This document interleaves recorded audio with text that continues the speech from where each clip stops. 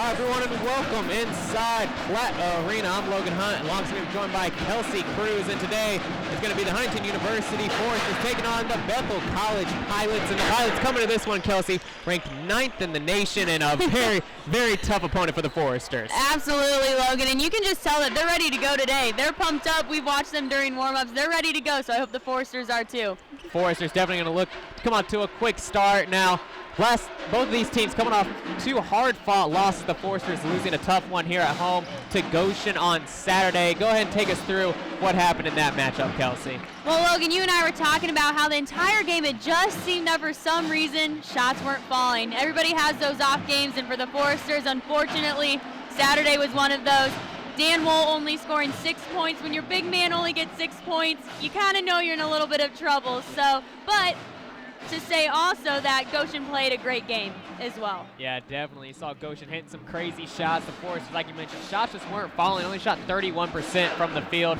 Definitely not going to get it done. And top scorers were Heinen and Platt, both with 10 apiece. So Foresters going to have to execute a lot better than that if they want to come out here and beat the Pilots. Absolutely. And like you said, Bethel being ranked 9th in the nation, you can't come out and have a game where you can't hit shots. That just can't happen if you want to pull out a win against a ranked team like that.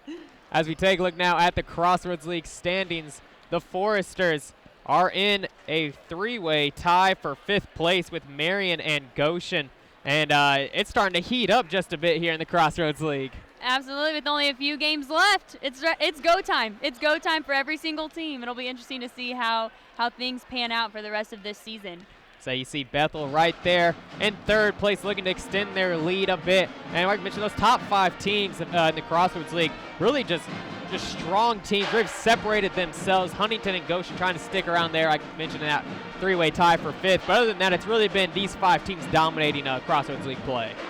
And it's going to be a big game, like we said, when you're playing not only the 9th ranked team in the nation, but somebody who's ranked 3rd in the conference. Getting a win today would be huge for the Foresters, and both of these teams are coming off of a conference loss. So both are hungry to get another conference win, especially as we wind down to the end of the season. Well, we talked about Derek Heinen leading the way with 10 points against Goshen.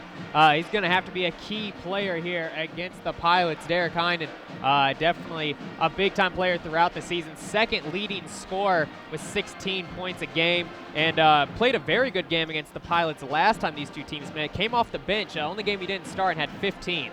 Wow, coming off the bench and getting 15 is not too bad, especially for Derek Heinen. And to go along with that, you mentioned how many points he has per game, but also his rebounds and his assists are one of the higher numbers on the team, and that's something that you need from Derek Heinen. You need a well-rounded game from him. Say the last time these two teams matched up, it was a 103-82, Bethel taking it at home, but it was 50-47 at halftime. Both teams shooting the lights out from 3, shooting around 40%, so hopefully we can see another high-scoring affair. And we've talked about from the beginning of the season that the Foresters need to learn to put together a good second half. They always come out intense, ready to go, but seem to struggle in that second half, and obviously that's what happened last time they played Bethel. So hopefully we can come out strong and then stay that way and finish the game that way. Definitely the man to watch for Bethel going to be Clay Yo, averaging almost 23 points per game. Force is going to have to put someone on him, thinking Devin Murder probably to start it. I like that idea. There's something about Devin Murder and defense that those two just go together really well. Well, we'll be back here inside Platt Arena in just about a minute. Once again, the Huntington University Foresters coming to this one 13-13, looking to break 500. Bethel College Pilots 20-6. Look come out of here with a Crossroads League victory. We'll be back in just a little bit with Tip from inside Platt Arena. My name is James Parker and I'm from Port Elizabeth, South Africa. I'm majoring in exercise science under the Department of Kinesiology. My name is Paris Williams and my major is sports and exercise studies. Our department really comes in 2 different areas. The exercise science area, which is interested in the medical aspects of exercise. And the other side of the department looks at recreation and sport management, which is a little bit more in the business and the administrative side of sport. Growing up, my mother had a lot of difficulties maintaining a healthy weight. And then when I got older, I made it my goal to try and motivate her and help her. And in about a 2-year period, she lost almost 75 pounds. I just saw how her life became better, and I wanted to be able to do that for other people. So it started at home, and hopefully I can impact a lot more households. I was an exercise science major, but when I got a job here as an athletic trainer, that kind of changed my mind, and that's what I wanted to pursue. So I changed my major to exercise and sports studies. The professors and faculty go and take the extra step to commit to students and to influence their lives and really set time apart for us, which is great. My relationship with faculty and staff here in this department is really fun and easygoing. They'll chat to you if they see you, they'll come and talk to you, and they want to know where you want to go in life and how they can help you get there, more so than just helping you get an A in the class.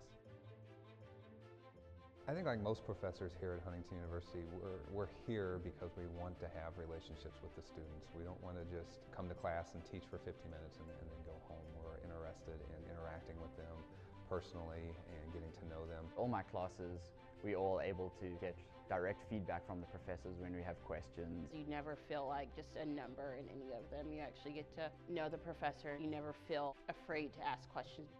A lot of our classes are very hands-on. We put a lot of emphasis on developing those skills by actually having them do the skills and not just talking about them in a classroom. We have the YMCA close by and Parkview Hospital that's really close by, and between the two we get a lot of internship hours and get to actually practice what we learn about in the classroom. We do blood pressure, skin fold tests. We get to do bod pod testing. We have the bod pod, which is something that only a handful of schools in Indiana have, and the other schools are really big schools. The university has been very good about making sure that we can have the latest and the best stuff in our labs so that we're testing students in stuff that they're going to see in the industry. When you compare schools of our size against us, I'd say our resources are a lot better. The equipment we have is fantastic. Post-graduation for our students is very strong. They end up going usually one of two ways, either into graduate school or into a position that is relevant to the field. If they've done their part here, to work hard, to make sure they have good internship experiences, good recommendations, then they are very, very competitive in whatever they want to do after graduation. I'll be graduating this May, and I'm really excited to start working as a fitness and wellness coach at a corporate wellness center in Chicago. After I graduate from here, I'll actually be going to Manchester University, and I'll be going to their athletic training program to become an athletic trainer.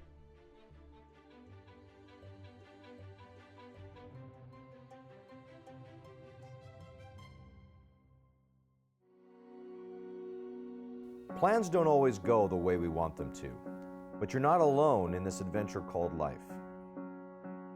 Remedy Live is a non-for-profit web station that strives to produce a positive message while helping teens who need it. If we can help you, text the word REMEDY to 313131 or visit our website at remedylive.com to chat with someone there. Remedy Live. We chat, we listen, we love. Welcome back here to Huntington University, where the Foresters are about ready to take on the Pilots. But first, we would like for you guys to meet the Foresters.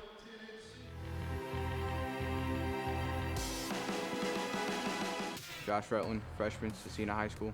Drew Benedict, junior, Columbia City High School. Zach Rutland, freshman, Cecina High School. Devin Murder, sophomore, Heritage Hills High School. Kyle Hartman, freshman, Bishop Doringer High School. Mason Coverstone, freshman, Columbia City High School. Austin Carazia, junior, Linton Stockton High School. Daniel Wool, junior, Columbia City High School.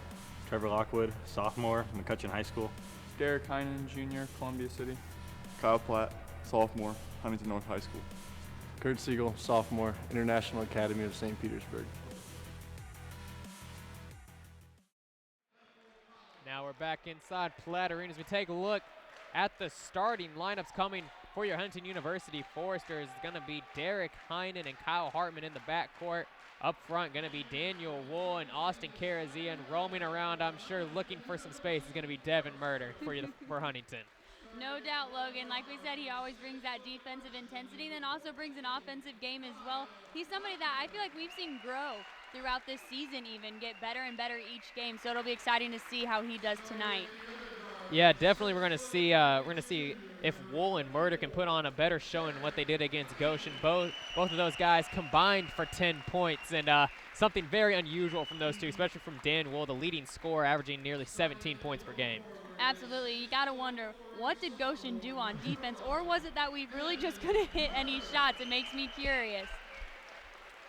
Also, we see Austin Carazia inserted back into the starting lineup. Trevor Lockwood got the start against the Maple Leafs, and now here against Goshen, Carazia getting the call, and Carazia had a very nice game against Goshen, had about 8 rebounds in that matchup, and really was doing well in the glass. Absolutely, and we've mentioned all season that we haven't really had a consistent starting 5. It always seems that depending on the game, it calls for a different 5 guys. We thought for a little bit there that we were going to have a consistent 5, but there we go again. We've got it mixed up, and hey, that's all right. That's the game we play, I guess. Going to be a tough matchup here against the Pilots. Pilots always coming out tough, and one of the top teams in the Crossroads League for a reason. Only had 1 loss in their non-conference play, and we talked about the Crossroads League being the toughest league there is in NAIA, and you can see why a very good Bethel team like this struggling with some of those top dogs in the Crossroads League. It seems that it's so difficult just to get out of your own conference, and that goes across the board, honestly, for all sports. I play volleyball, and I feel the same way, that we have one of the toughest leagues. As we're about ready to tip, going to be Ott and Wool, and the Foresters winning the tip to start this matchup.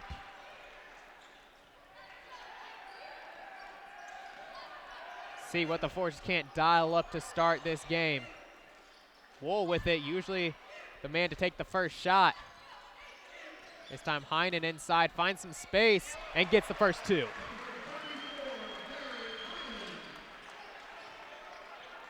Ochin going to be bringing it up for the Pilots. Ott down low, contact with Heinen, no call, and an easy deuce for the Pilots.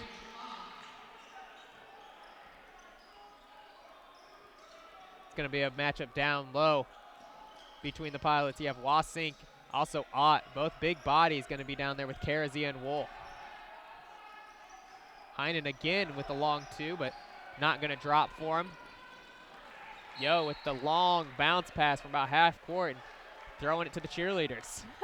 It looked like they were trying to push the tempo, and maybe that's something, you know, we need to be looking out for, is that Bethel's going to push the tempo, and hopefully the Foresters can keep up with that. And honestly, I'd like to see them push the tempo right back and get some quick, easy baskets in transition. Yeah, if the Foresters can get out and running, they definitely should try that.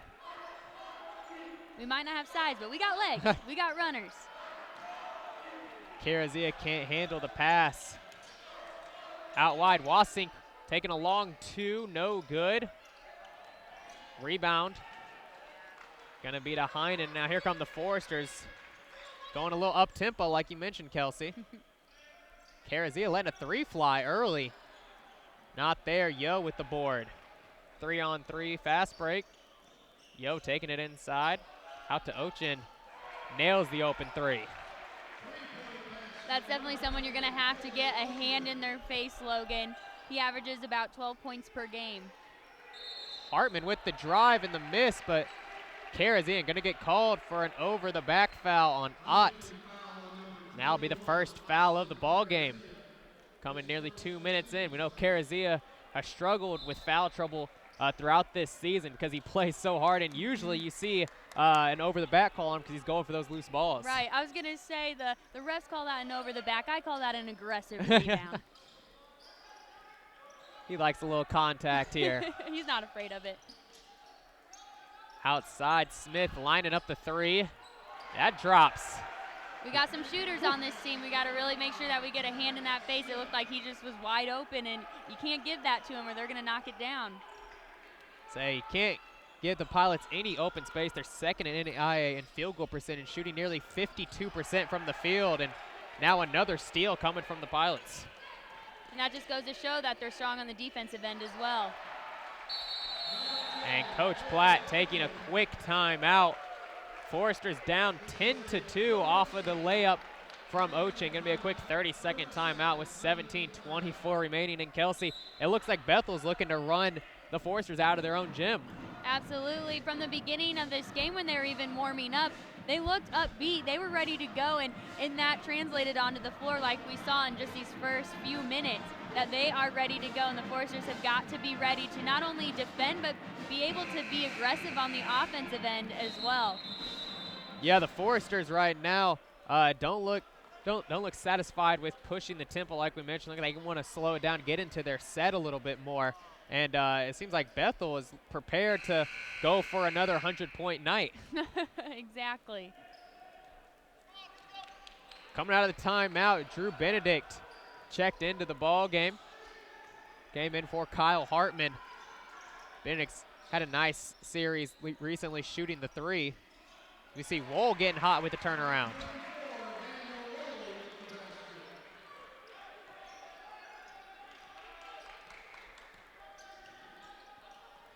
See if the Force can't come up with a few stops as Wasink comes in. Layup no good. Gonna be hit out of bounds, Forrester ball. Good call there from the referee, being hit out of bounds by Ott.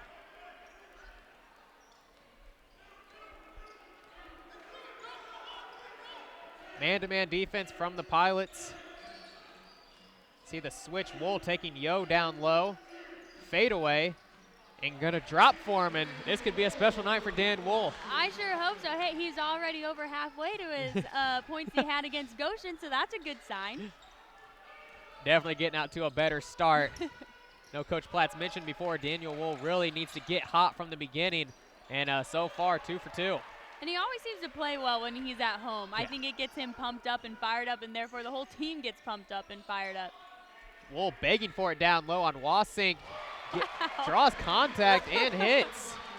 That looked fancy. Thought that could have been a foul on Wasink. Thought his arm came down, but no call from the referee. Yeah, I agree. And just like that, the Forcers trim the lead to 2.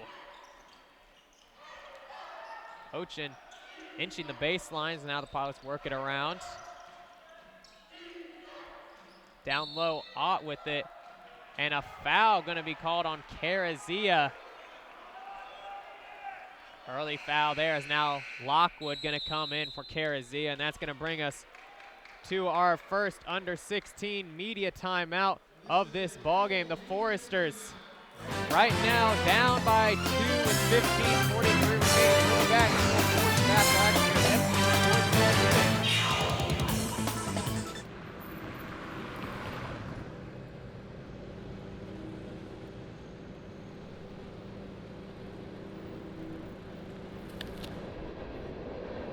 It's extremely prevalent in the movies we watch, the music we listen to, or the lives that we got.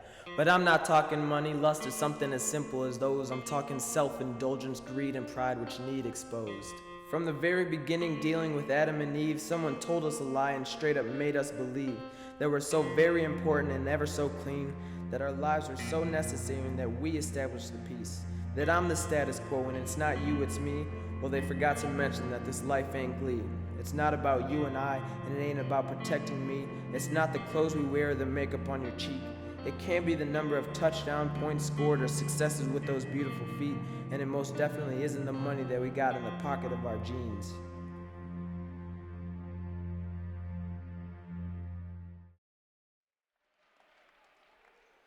Coming out of the timeout, Trevor Lockwood going to be on the floor.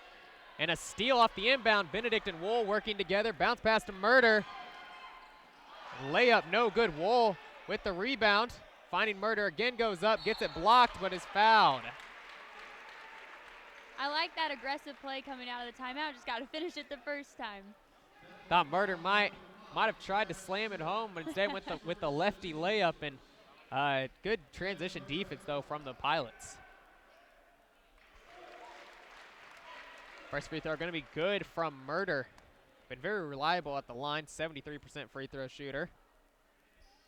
Second one good as well. And we're tied at 10. The Forcers got off to a slow start there, but they've really picked it up and have pushed back, and it looks like we're going to have a close game. Yo gets some space. 2 no good, and Smith able to track it down and hit it off of Murder. Nice hustle play there from Smith. So now we see Luke Fisher checking in for Wasink for the Pilots. First substitution of the game for them.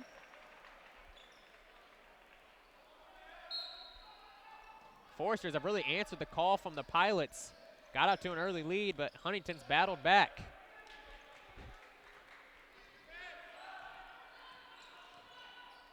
Outside, Fisher fresh in the game.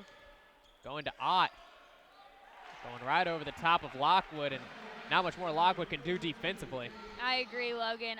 He's a big guy. He is going to take it aggressively to the basket, and we've got to be there to do the best we can to play good D without fouling. Wool with his first miss of the night, coming on a long shot. Here comes Yo. inside, draws contact, no call. Now an over the back call, gonna go the other way.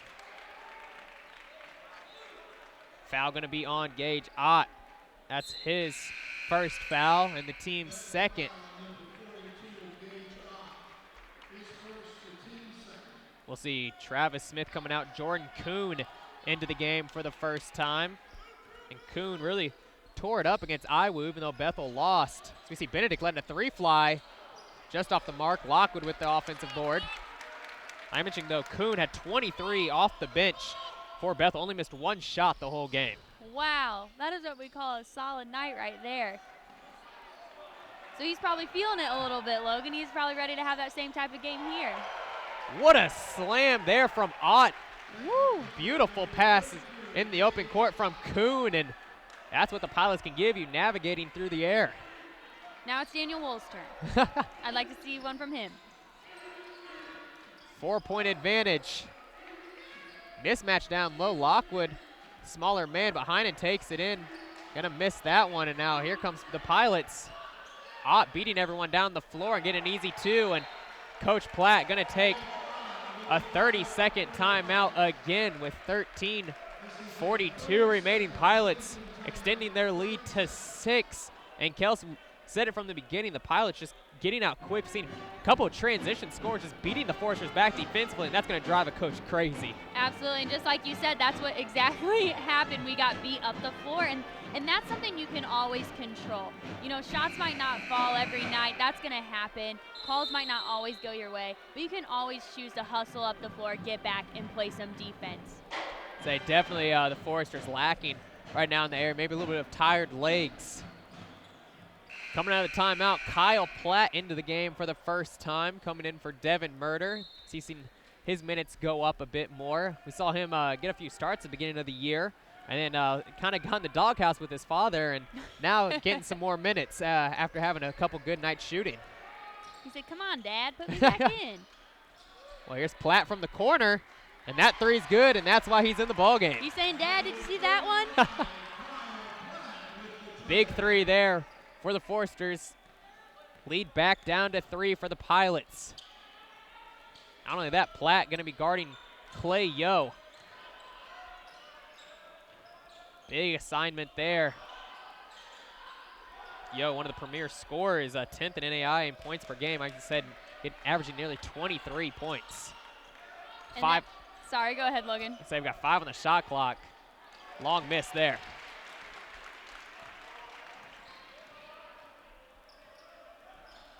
Heinen with the spin, has some room, leaves it short. He has some aggressive takes to the basket that look really good. He's just got to finish. Nice finish there from Yo, and needed to do something a bit like that. Yeah, exactly. There we go.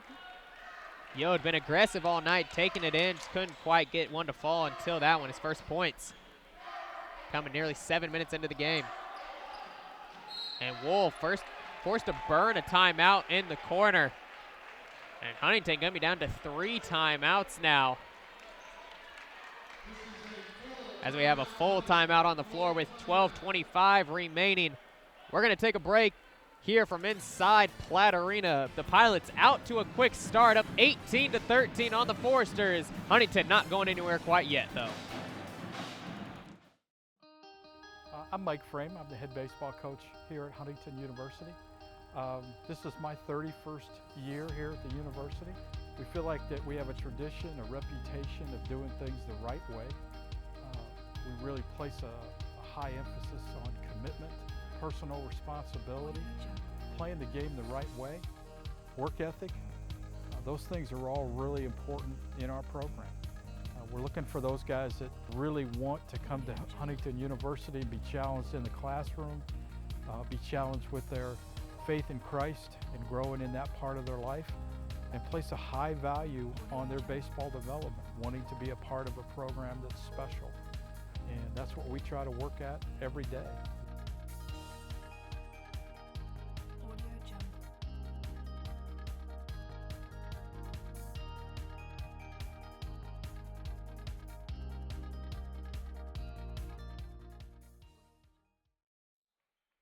Welcome back inside Platt Arena, coming out of the timeout. Foresters down by 5, only 3 timeouts remaining. Coach Platt gonna have to manage that. So we see Carazia back in with those 2 fouls. Out to Heinen. 3 to shoot. Heinen gonna let the 3 fly just in time and makes it count. That was good communication from the bench too, letting him know that he just had a little bit of time to get that shot off, and hey, it worked for him. Good maturity as well from Platt and Heinen, recognizing how much time they had and not panicking. Big block from Wool, stuffing that shot on the backboard, and wisely gets it off to Heinen, and the Foresters with the chance to tie or take the lead. Down low, Wool begging for it. Ochin with the steal, up quickly to Smith. And an easy layup for him on the other end, and that's going to be the storyline for the night, Kelsey. There's another example of the Foresters getting beat up the floor, and like I said, that's just something you can't let happen, because getting beat up the floor leads to easy baskets for the other team, and that's not something you want to do. You don't want to hand easy baskets to the number 9 team in the nation. Heinen with the miss, and this is a very good rebounding team as well from Bethel. First in NAI in the rebounding margin, usually out-rebound their opponent by 11 rebounds total. And they also like scoring the ball, averaging about 88 points a game. And we can see why when you out-rebound and get out in transition, easy to get those easy buckets. And boy, do they love to shoot that 3 ball. Another 3 for them. And all of a sudden, the lead's grown to 7. It was just down to 2. See what the Force can't match up here. See Carazia inside, getting it blocked by Kuhn. Big block there. Here comes Kuhn the other way, taking it inside, and one coming for him.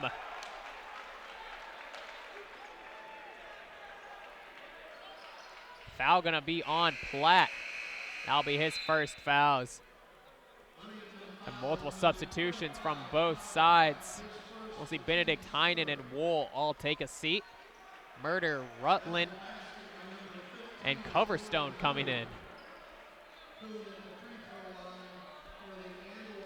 The Pilots don't play too many players. Only play about 6 or 7 guys. Really stay with what they have, and the Foresters complete opposite play, almost all 10 guys. They must be in really good shape, the Pilots, especially if they run that upbeat tempo the entire game like we've seen. They're used to that. They're conditioned. Foresters in a crucial situation now, down by 10. Can't let the Pilots get out to a much bigger lead. See Murder shooting the 3, no good. Here comes Yo. Up quickly to Kuhn. He's going to fire a 3, and that's good. We mentioned Kuhn really having a nice shooting night against Iowa at 3 threes, and it seems he's just picking up where he left off. Absolutely. Looks like it just built his confidence, and he's ready to go.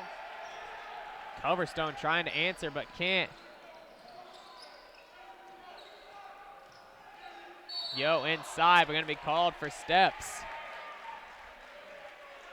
9:45 remaining, 29-16. Pilots so far in control of this matchup.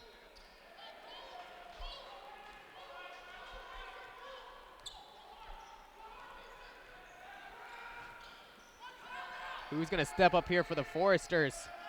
A lot of young bodies out there, and have a foul now on Clay Yo. That's going to be his first foul. Only the team's 3rd of this half. Both teams with 3 team fouls apiece.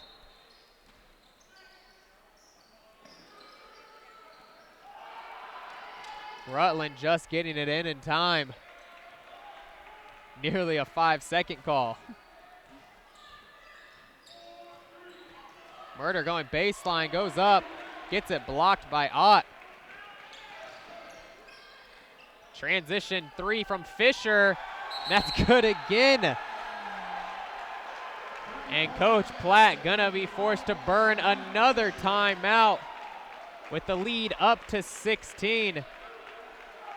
This one gonna be a full timeout from inside Platt Arena. Pilots out in front 32-16. Foresters trying to hang on early in the first.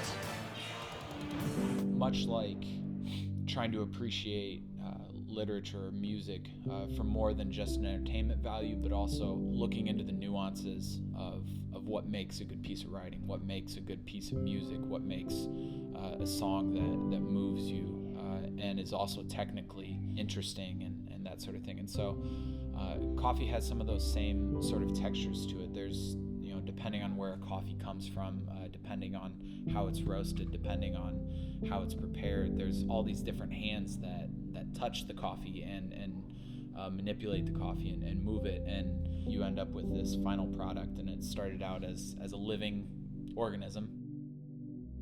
It's an honorable trade, I think. It seems like a small thing, and it's different things to different people, but as far as appreciating what it is that I do, I take it very seriously and just kind of interact with the coffee. Welcome back inside Platt Arena. The 9th-ranked Pilots so far taking it to the Foresters here inside Platt Arena, just past the halfway point. Something I've heard you say a lot this game, Logan, is blocked by the Pilots leads to a transition basket or a transition three. And if you're the Foresters, you can't have that happen that many times, but the Pilots are a good example of how good defense leads to great offense. Well, Daniel Wool and Derek Heinen back in. Wool getting triple teamed, getting it stolen away by Smith. Smith going all the way and just getting that layup to drop. And that just seems to be the Pilots' story tonight. A steal or a block leads to another basket for them, and the Foresters have got to figure something out on how to protect the ball better or to get back quicker on defense. One of the two, or maybe even both. Coverstone inside, and a blocking foul going to be called on Yo, and that's his second. They're not going to call it a shooting foul, though. So we see Ochin coming back in for Yo. So this could be what the Foresters needed, the leading scorer for Bethel going out early with 2 fouls. And that might be something they take and run with it and try to get him into more foul trouble. Like you said, this is a chance to really capitalize with him out of the game. Right now, Bethel is shooting 64% from the field and have 5 3-pointers already. Wow. So we see Wool drawing the foul, and he'll go to the line. But something I've noticed, Kelsey, is that it seems like Bethel's whole game plan is just a collapse on Daniel Wool every time he gets the ball. After those 2 quick shots, every time he's getting double or triple team, and they're going to make the rest of these Foresters beat them. It seems that the Pilots know the Forester players well. For example, when Benedict was in, it seemed like he only got 1 3 off maybe. They knew that that was his game, and they were going to stop that. And you're going to see a lot of that in the second round of conference play. Definitely are, and Forester's going to have to outwork the Pilots at this point. Down by 16, 8 minutes remaining in the first half. A long way to go here. Down low, Ott out to Smith for 3. And that's good, and add another one to the 3-point total. He was wide open, and he took what they gave him. Seems like every player on the floor can shoot a 3 for the Pilots. Murder trying to answer, and does. That's something we like to see from Murder. Like you said, each one of the Pilot players is a threat behind the 3-point line. Smith feeling it, but gonna miss that one. Murder with the rebound, and see if Huntington can't pull together a few offensive scores. Lockwood going to work down low and easily stolen away by Smith. Ochin inside, gets another easy layup. Logan, I'll be honest, it's almost painful to watch at this point. Just the fact that the Pilots just continue to steal the ball, and it leads to a transition basket. Ott going up and going to be fouled from behind by Lockwood. And Ott again, he'll be headed to the free throw line to shoot 2.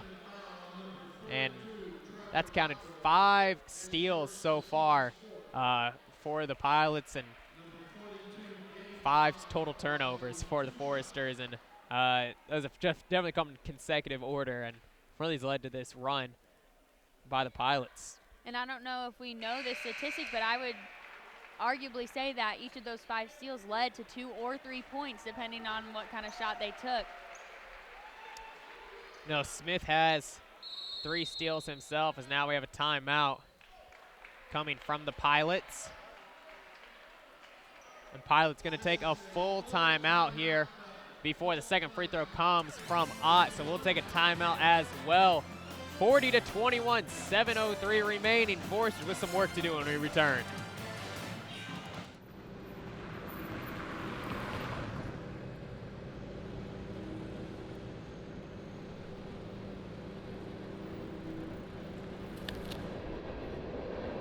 It's extremely prevalent in the movies we watch, the music we listen to, with the lives that we got.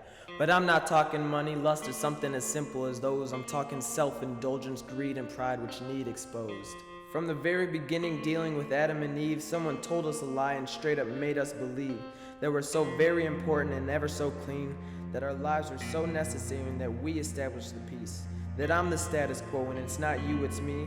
Well, they forgot to mention that this life ain't glee. It's not about you and I, and it ain't about protecting me. It's not the clothes we wear or the makeup on your cheek. It can't be the number of touchdown points scored or successes with those beautiful feet, and it most definitely isn't the money that we got in the pocket of our jeans.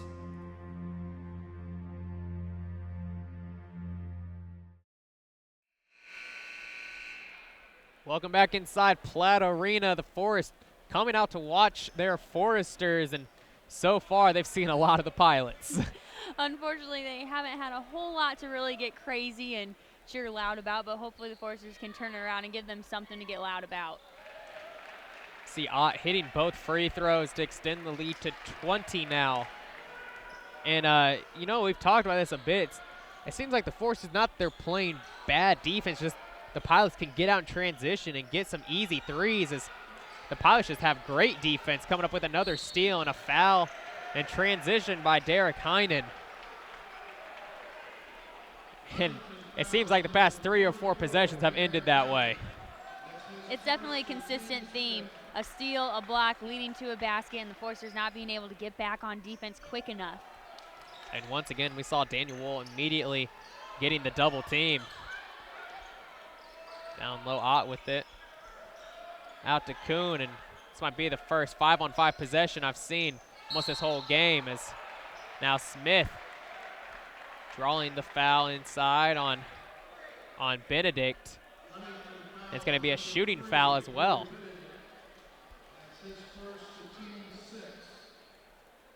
So Smith heading to the line. He's a 71% free throw shooter. Able to hit the first, and Bethel now doubling the Foresters' point total.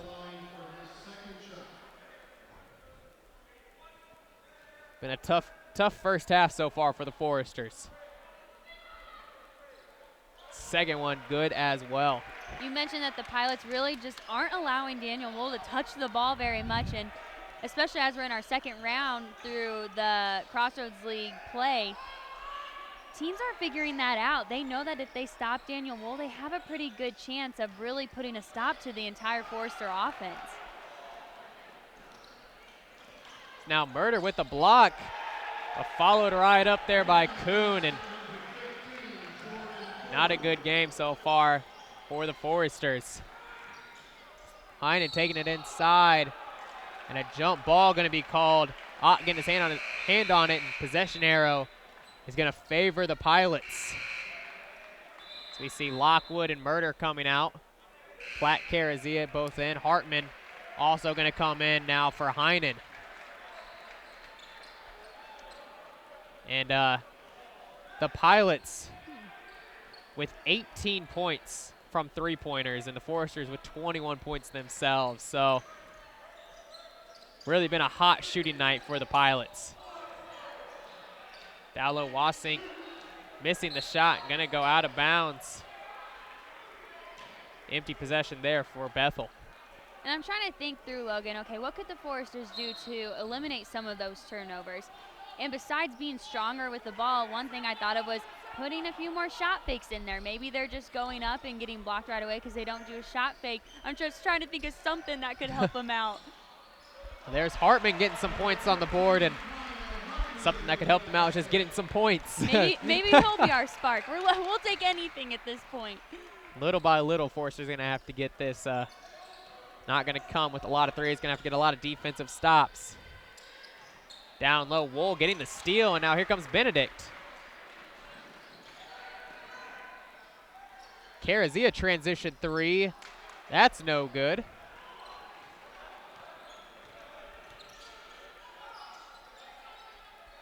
Five minutes to play in the first half. And a kick ball from Daniel Wool. That's going to bring Ott back into the game for Wasink. 45-23. Pilots in control of this one inside Platt Arena. Wool coming up with another steal.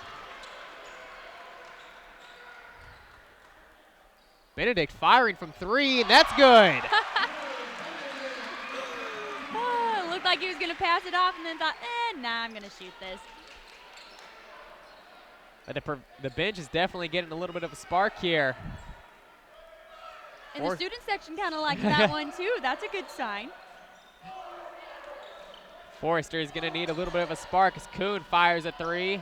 No good. Ott, though, getting the rebound out to Smith for three. No good. Wool with the board. And he wants to push the tempo. Inside, Wool with the Euro. Layup going to drop. And Coach Lightfoot forced to call a timeout for the Pilots as the Foresters haven't lost their life quite yet. 45-28, 4:12 remaining. And you talked about it, Kelsey. What can the Foresters do to get back in this? And it started just playing good defense. Absolutely. A good defense turns into offense, and that's what seemed to happen for the Pilots. Now it looks like the Foresters might want to jump on that bandwagon too. Right there we saw Daniel Wool take it all the way in aggressively. And I like that he almost demanded that ball and demanded that he was going to score. I think when you don't let Daniel Wool touch the ball and score, after a while, he gets a little sick of it and he's ready to go. So I'd really like to see him be a spark along with Benedict. And then we also saw some good play from Hartman as well. Now we see some pressure from Hartman in the backcourt. Definitely like that call. And all this has come with Clay Yo on the bench for the Pilots as well. Kuhn inside, nice bit of passing here from the Pilots as Smith works inside. Now to Ott. Gonna miss the layup. Second chance not there, and Wool again with the rebound, and he's looking to take it up himself.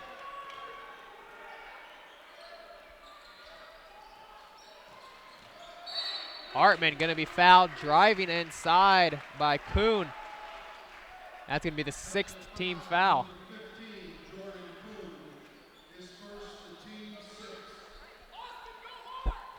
Lead down to 17 for the Pilots. Wool with the inbound.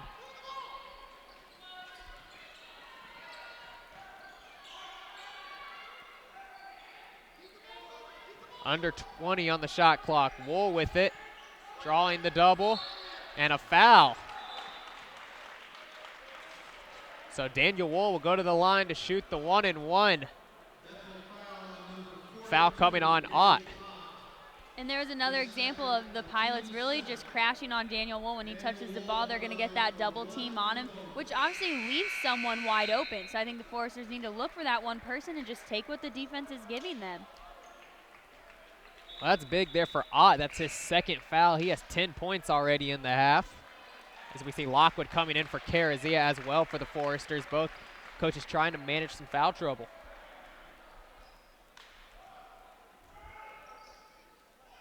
First free throw good from Wool. Saw Smith get a bit confused there for the Pilots. He got a little excited. He was ready for his transition basket already. Well, something we saw differently from Wool there was that once he got the ball, he held it, didn't look for a quick pass, waited for something, and then was able to hold on to the ball and draw the foul, something earlier in this half he wasn't doing. If he stays strong with the ball and keeps getting fouled, hey, we'll take it. He just might have to get most of his points from the line. Bad shot there from Ochin. And now here come the Foresters the other way. Hartman inside for two. Layup good. And the Foresters have the lead cut to 13 with 3 minutes remaining. I love how Hartman is playing. He's definitely being the offensive spark that the Foresters need. He's driving aggressively to the basket and saying, I don't care that you've blocked a ton of shots tonight. I'm going to go up aggressively. Here comes Platt going for two, leaves it short, and going to be hit out of bounds. Going to stay with Huntington. Like the aggression, though, in the steal from Kyle Platt. And the Foresters just not giving up. And that's what you need. You need to see some grit in a team. When they are getting knocked down, that they're going to get back up again. They're going to say, no, you're not going to just beat us that easily, especially on our home court. And a moving screen going to be called on Dan Wool. Been a point of emphasis this season. And seen the refs call it a lot more. Unfortunate play there for Wool. Picked up his first foul. Hartman with great pressure here. Gets a hand on the ball. And Bethel struggled these past few times. And that has Clay Yo back into the ball game. We'll see if he gives it up or not. Inside turnaround, no good. Oh, drops in. He got the touch, the lucky touch on that one, that's for sure. Bethel was definitely in need of their star. See what Huntington can do here. Need to keep it close going into halftime. Benedict with the mismatch, goes down to Wool. Out to Platt, open three. Just long.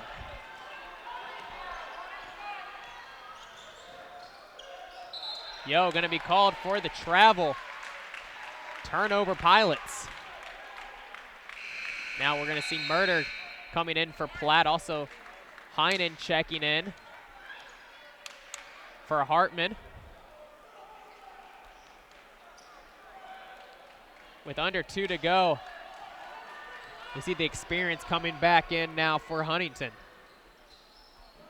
And that's something that the Foresters have really experienced for the past few years, having a young team and really trying to develop the young players. And a lot of them have really stepped up this year. 10 on the shot clock.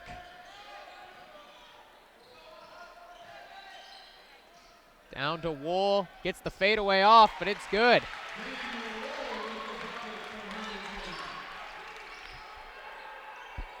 Down low, Fisher gets it stuffed by Dan Wool. Wow. Get a little our house chant going on there. Trevor Lockwood, let's go, Trevor Lockwood. Now the student section's involved, there we go. And a 30-second timeout from Coach Lightfoot. Sorry to cut you off there, Kelsey, but I saw Lockwood going inside and wanted the big fella to throw it home. Hey, that's all right, you were prepared for it. 11-point ball game was once a 22-point lead for the Pilots. Foresters not giving up. And like you said, Kelsey, this is just what you'd love to see from this Forester squad. There was a point where you thought this game was just going to be out of reach. The Pilots were hitting everything. Foresters couldn't hold on to the ball. They could have rolled over and called it a game, but instead they fought right back into this one and still are going to have a whole half to go. And it's amazing what happens when you choose to do that. It is a choice to say, no, I'm going to fight back. And I feel like they're figuring out the little things that they need to do, but then also just getting that heart, getting that mentality, the no-quit mentality, and maintaining confidence even when they're down. Big possession here for the Pilots. Fisher letting a 2 go, no good, and tipped out to Wasink. And tough offensive rebound there as still Foresters could get the last shot. Ochin taking the 2. Gonna go out of bounds, gonna favor the Foresters. So 7-second differential between shot clock and game clock.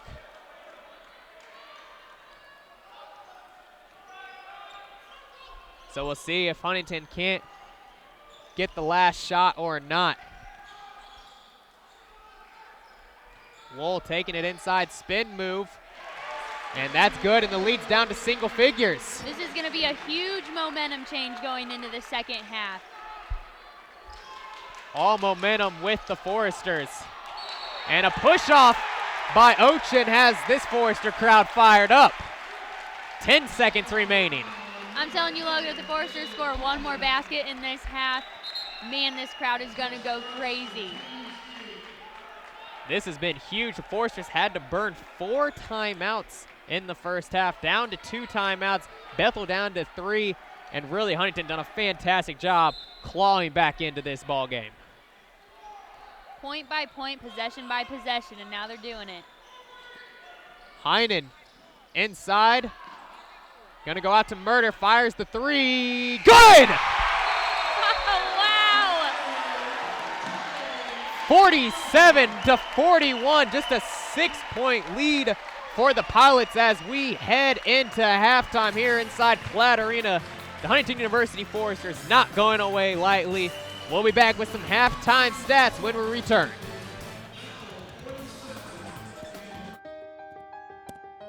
The Global Initiatives degree that we're offering is seeking to equip folks who are interested in applying a ministry education to cross-cultural work. So somebody who's looking to do holistic ministry, somebody who's looking to engage in the business for transformation or business as missions model would find some equipping through our Global Initiatives degree. Our Global Youth Ministries degree is designed to prepare people for leadership in youth ministry, quite simply anywhere in the globe. It's for men and women who are already in youth ministry or for people who are simply preparing to lead youth ministry. One of the things I like about the pastoral leadership track is that Luke and Karen, who worked on developing it, consulted with church leaders so that people preparing for ministry leadership in the church would have the skills and the knowledge that they need. Some of what I'd want our program to be known for is being really clear-minded about linking our own program vision with the Lord's vision for His people and for the kingdom. What we want to do is be faithful to that which He's called us to. And some of that would be that we believe that the Church of Jesus Christ is going to be well served when it's populated and led by people who have stories of being reached by Christ and are now being well formed to follow Him no matter what the cost.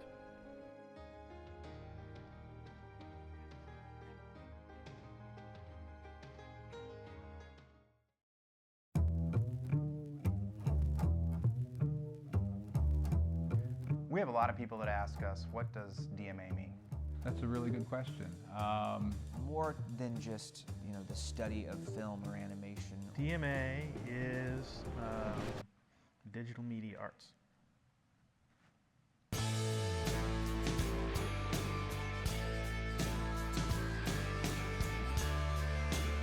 It's a relatively new term. I mean, it's been a program here at Huntington for probably 8 years. It is a look into a whole new culture. We are the fastest growing major on campus, and I think that has to do with the times. The famous quote by Plato that the storytellers change the culture. This is a time in the history of our people when we really want to tell Story. The story is what matters so much. It's expanded in such a way that we're just discovering what these tools can do. Just now finding out what it means to be a digital filmmaker or a digital animator or a digital broadcaster. I thought I knew what it meant. I thought it meant VeggieTale videos meets gaming meets Hollywood film. And then we hired a couple guys from VeggieTales, Steve and Brian. When I was first asked to come and help start the program in digital media, I thought, I'm an animator, what do I know about digital media? Well, it turns out that animation is digital media. We started the program in 2005. There were a handful of students that were chomping at the bit. I just knew that there was something happening in the world of web and animation and film and television, and how do we make this all come together?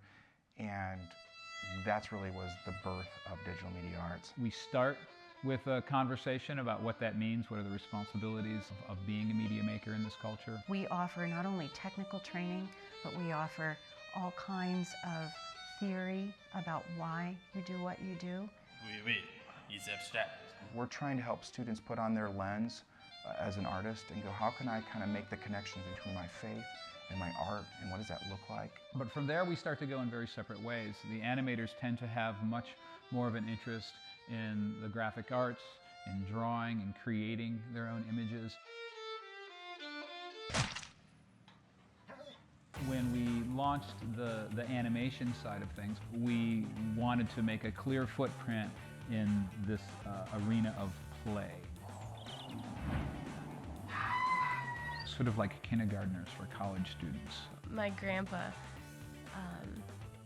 he really likes dynamite. So that's where the traditional media, the clay, the sand, those kind of things came in as a great introduction and as a way to sort of capture the enthusiasm that the students were bringing to this medium. Had a lot of interest in illustration, animation, fine arts, and the thing about this program is it ties a lot of those elements together. So that back and forth between the analog and the digital world in so many different ways. It's really, really exciting right now. The technology is making it very doable, and it's making for work that it's animation we've never really seen before. It's kind of cool. This is tremendously important to think about. We put it off. Death is swept under the carpet in our culture. In the hospital, they try to keep you alive as long as possible in utter desperation. They won't tell you that you're going to die. I think film has a very unique place in the prism of digital media arts. It gives our students a lot of opportunities to do hands-on learning, so it's very kinetic. I think that comes for one reason because of the accessibility towards career equipment.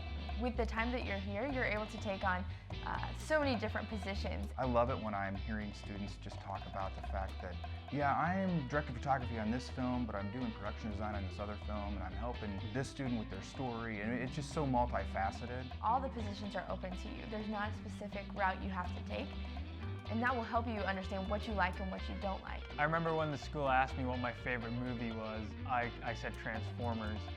I kind of regret saying that now.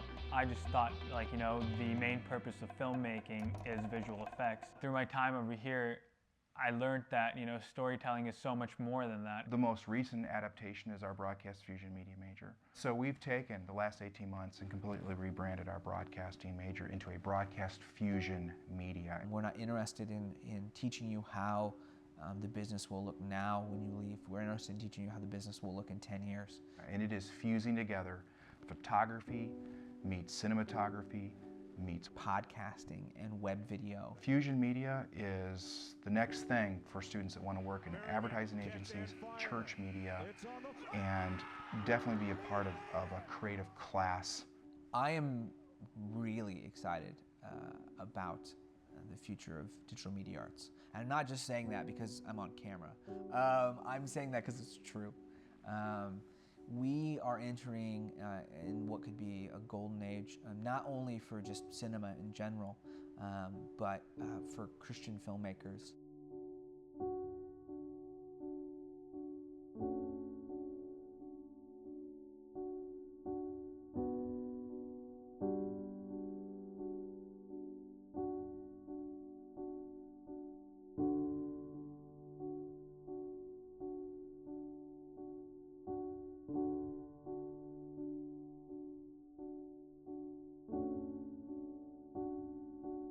When we invite students to come and study with us here at Huntington, we're looking for a passion for storytelling, a commitment to the journey, which is long and lifelong, because being a filmmaker is a lifestyle choice. I really feel that it's not just the stories we tell, it's how we move through the industry, it's how we treat other people that we work shoulder to shoulder with. Right now, we can't even begin to imagine the changes that are coming.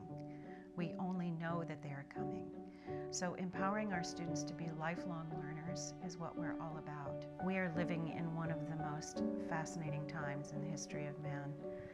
People really need stories right now to help us understand the confusion, the zeitgeist of confusion of our times. And what better way to tell stories than with picture and sound? I know I get excited about it, I get too excited about our program, but I am excited about our program. It's unique, it's compelling, it's different, it's hands-on. It's a program that you can come in and find your voice. And use those authentic voices to be able to communicate everything that we need to be more human, to be more fully alive in the world. That's pretty much it. I mean, that really.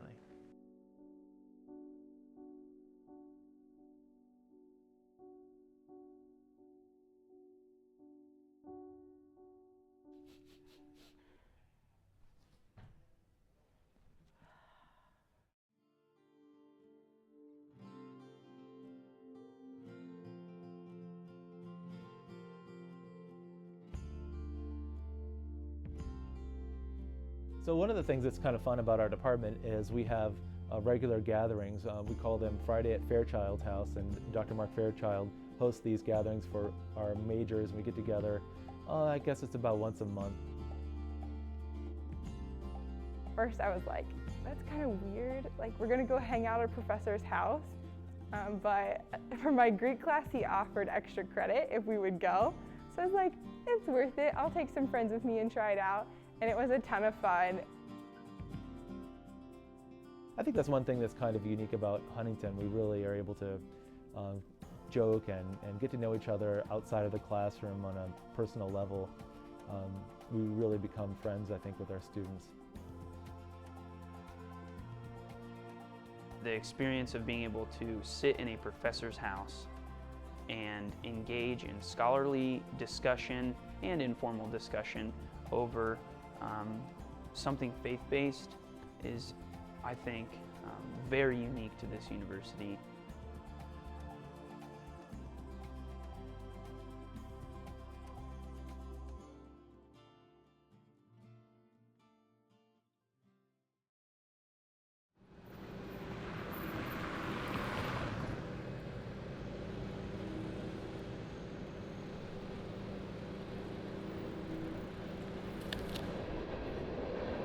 It's extremely prevalent in the movies we watch, the music we listen to, with the lives that we got. But I'm not talking money, lust, or something as simple as those. I'm talking self-indulgence, greed, and pride which need exposed. From the very beginning, dealing with Adam and Eve, someone told us a lie and straight up made us believe that we're so very important and never so clean, that our lives are so necessary and that we establish the peace. That I'm the status quo and it's not you, it's me. Well, they forgot to mention that this life ain't glee. It's not about you and I, and it ain't about protecting me. It's not the clothes we wear or the makeup on your cheek. It can't be the number of touchdown points scored or successes with those beautiful feet, and it most definitely isn't the money that we got in the pocket of our jeans.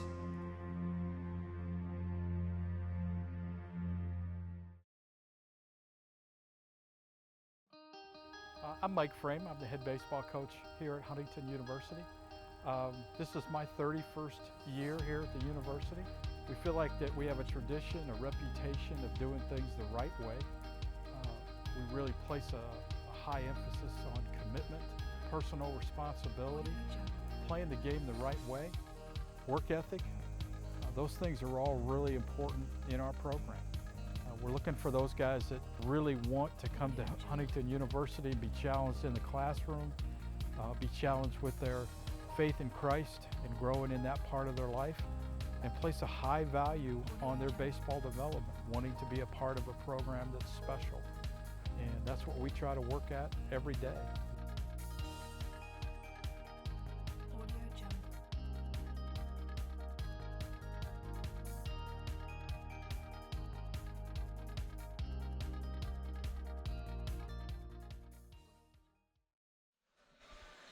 Welcome back inside Platt Arena. The Huntington University Foresters using a huge run late in the first half to come within 6 of the Bethel College Pilots. Hi everyone, I'm Logan Hunt, alongside me joined by Kelsey Cruz as we take a look at some of the halftime stats here. Daniel Wool leading the way for the Foresters.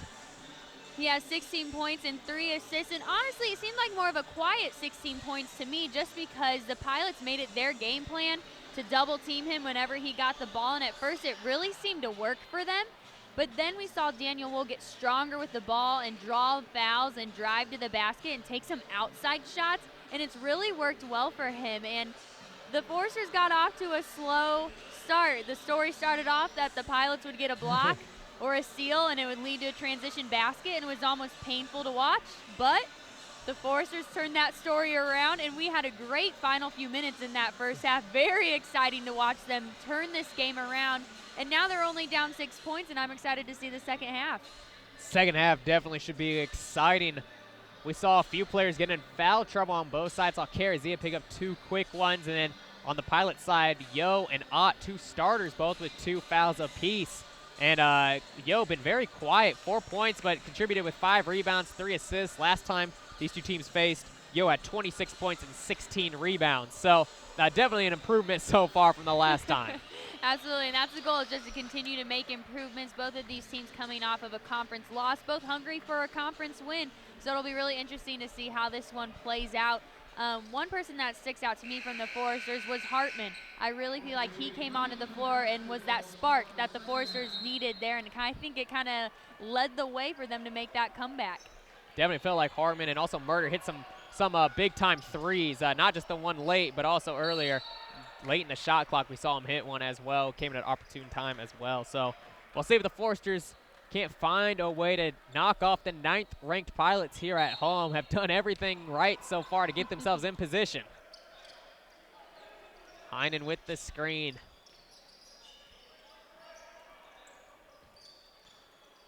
Carazia asking for the post up now out to Wool. 10 to shoot. Heinen picks up the screen. Out to Carazia for 3. Rounding out. Wool with the board and is fouled. Foul on Wasink. That's his first. You know, I'm not sure. We've seen Carazia take 2 threes so far in the game. He's only hit 7 on the season so far. Not sure that's necessarily his shot to be forcing it. I agree, and I don't mind him taking that 3. I think it's good to be a well-rounded big man, but I'd like to see him get a majority of his shots inside, and that hasn't really happened. Big block there from Heinen and rolling off the leg of Ott. Ott created position down low. He's going to have an easy 2, but not so fast as Derek Heinen.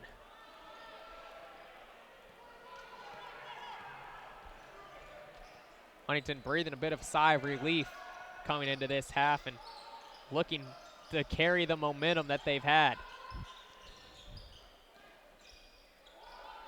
Carazia going at Yo, turnaround, leaves it short on the rim, and starting to kind of sound like a record from the Goshen game. Yo with the step back, beautiful shot there. Yo was in foul trouble quite a bit that first half, so we didn't see as much of him as we're used to, but he's their leading scorer, and you can tell now that he's back in the game when he gets the ball, he's looking to score because he doesn't like sitting on the bench over there for too long. Murder inside, layup good. Nice answer there from Devin Murder. We talked about really increased his game the past few times. Not a great one against Goshen, won't hold that against him, but against Marion and Grace, was averaging nearly 17 points. And Wasink hitting an open jumper, and we saw this in the first half. Pilots come out a bit hot, hitting their shots, but Forster might expect them to cool down. And that's exactly what we did see in that first half. Eventually the Pilots cooled down, and the Foresters picked it up on the defensive end, and then therefore it translated into the offensive end for them as well. Heinen lines up a 3 around and out. Good box out from Ott. Now here come the Pilots. Heinen able to get his hand on the pass to stop the transition. And that's something that the Foresters need to focus on, is stopping those transitions. In the first half, the Pilots really just beat them up the floor, and it led to easy baskets, and you can't let the number 9 team in the nation do that.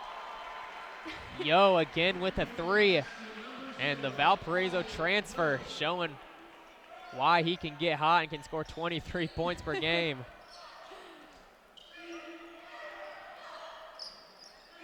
Hartman losing the ball. Just a bit of a miscue there. Ochin comes the other way. Somehow gets that shot to drop for him, the lefty. He had Hartman and Wool right in front of him on that. Thought one of them was bound to get the block, but I guess not. But they didn't give the foul either, so I guess that's good. Hartman inside, no good. Carazia with the rebound and is fouled. Late whistle though. Foul going to be on Smith. That's his second, the team's second as well, as now we'll see Benedict coming in for Hartman. Hartman going to be sitting down early after that wild shot there kind of fell out of his hands. Good defense there from Wasink. Because now we have another foul call, this one on Wasink, so that's his second. Team already up to 3 team fouls. Getting some of those big guys into foul trouble might not be a bad idea for the Foresters. Might be an opportunity to really capitalize.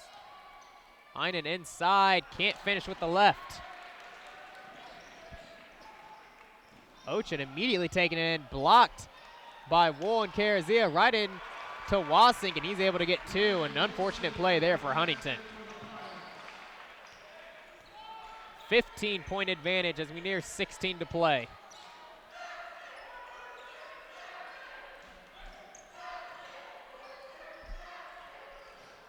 Wool spin inside, and beautiful move there from the junior. That was definitely a nice finish. I was getting nervous there because the Pirates seemed to be pulling away again, but hopefully the Foresters answer right back, and hopefully sooner than they did in the first half. Yo firing from three. Off the mark. Heinen able to get the loose ball. Foresters need to close the gap a bit before we get to the under 16. Carazia working inside. Shot gonna fall. Back down to an 11-point advantage. And got a feeling this could be a back and forth matchup as we have a 5-second call on Bethel, and no one coming to the ball. That takes us to our under 16 media timeout. 58-47 now. Pilots extending their lead just a bit, but the Foresters right there to answer. We'll be back with more Forester basketball on FDN Sports in just a bit. Much like trying to appreciate literature or music for more than just an entertainment value, but also looking into the nuances of what makes a good piece of writing, what makes a good piece of music, what makes a song that moves you and is also technically interesting and that sort of thing. And so coffee has some of those same sort of textures to it. There's, depending on where a coffee comes from, depending on how it's roasted, depending on how it's prepared, there's all these different hands that touch the coffee and manipulate the coffee and move it, and you end up with this final product. And it started out as a living organism. It's an honorable trade, I think. It seems like a small thing, and it's different things to different people, but as far as appreciating what it is that I do, I take it very seriously and just kind of interact with the coffee. Back here live inside Platt Arena. The Pilots with an unusual turnover, getting a 5-second violation. No one coming back to the ball before the timeout. Foresters looking to capitalize. Ball gonna go out of bounds off the kick from Smith. That was kind of interesting. Definitely thought Benedict was going to fire that three. Any chance he gets, usually he lets it go for good reason. Heinen drawing contact inside, just couldn't quite get the and one, frustrated with himself, but nonetheless, he'll go to the line to shoot two. He's had a few takes to the basket where they haven't ended the way he wanted them to. At least he got fouled on this one, but you could, like you said, you saw the frustration kind of come out there, because if he makes those baskets, that gap closes, and this is, a couple possession ball game. Big foul, though, being on Clay Yo. That's his third foul. And we'll see Kuhn come in from him, and Kuhn's been very productive in this matchup so far, already with 8 points, 3 of 4 shooting.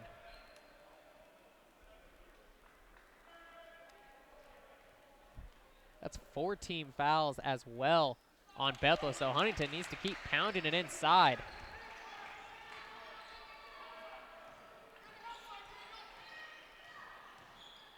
Smith inside, turnaround no good. Murder with the rebound. And now here comes Huntington. Corner three from Wool, just a bit short. Heinen nearly with the offensive rebound. Good transition D here as Ott misses the layup down low. Carazia finally getting the rebound. Thought his tip in was going to go in for the Pilots. I did too. I thought he was about to score for the Pilots. 58-49, Pilots on top. Back and forth battle so far. Foresters trying to get within striking distance.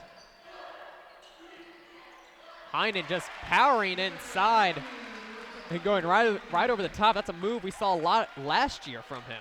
Yeah, and there's the finish we've been looking for this game. He's been a little frustrated with himself, but that's the finish we need, and maybe that's his go-to move the rest of this game. And Fisher gonna lose it out of bounds.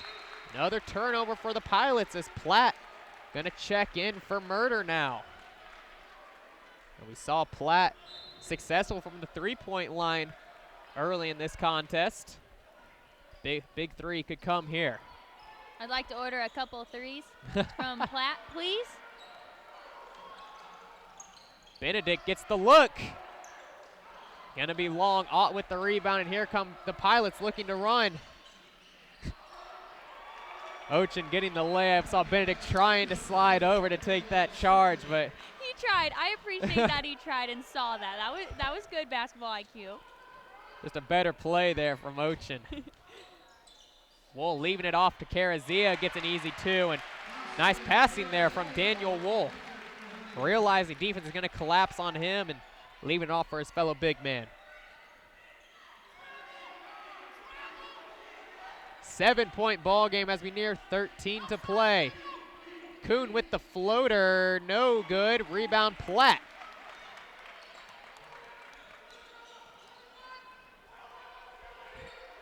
Heinen looking to attack.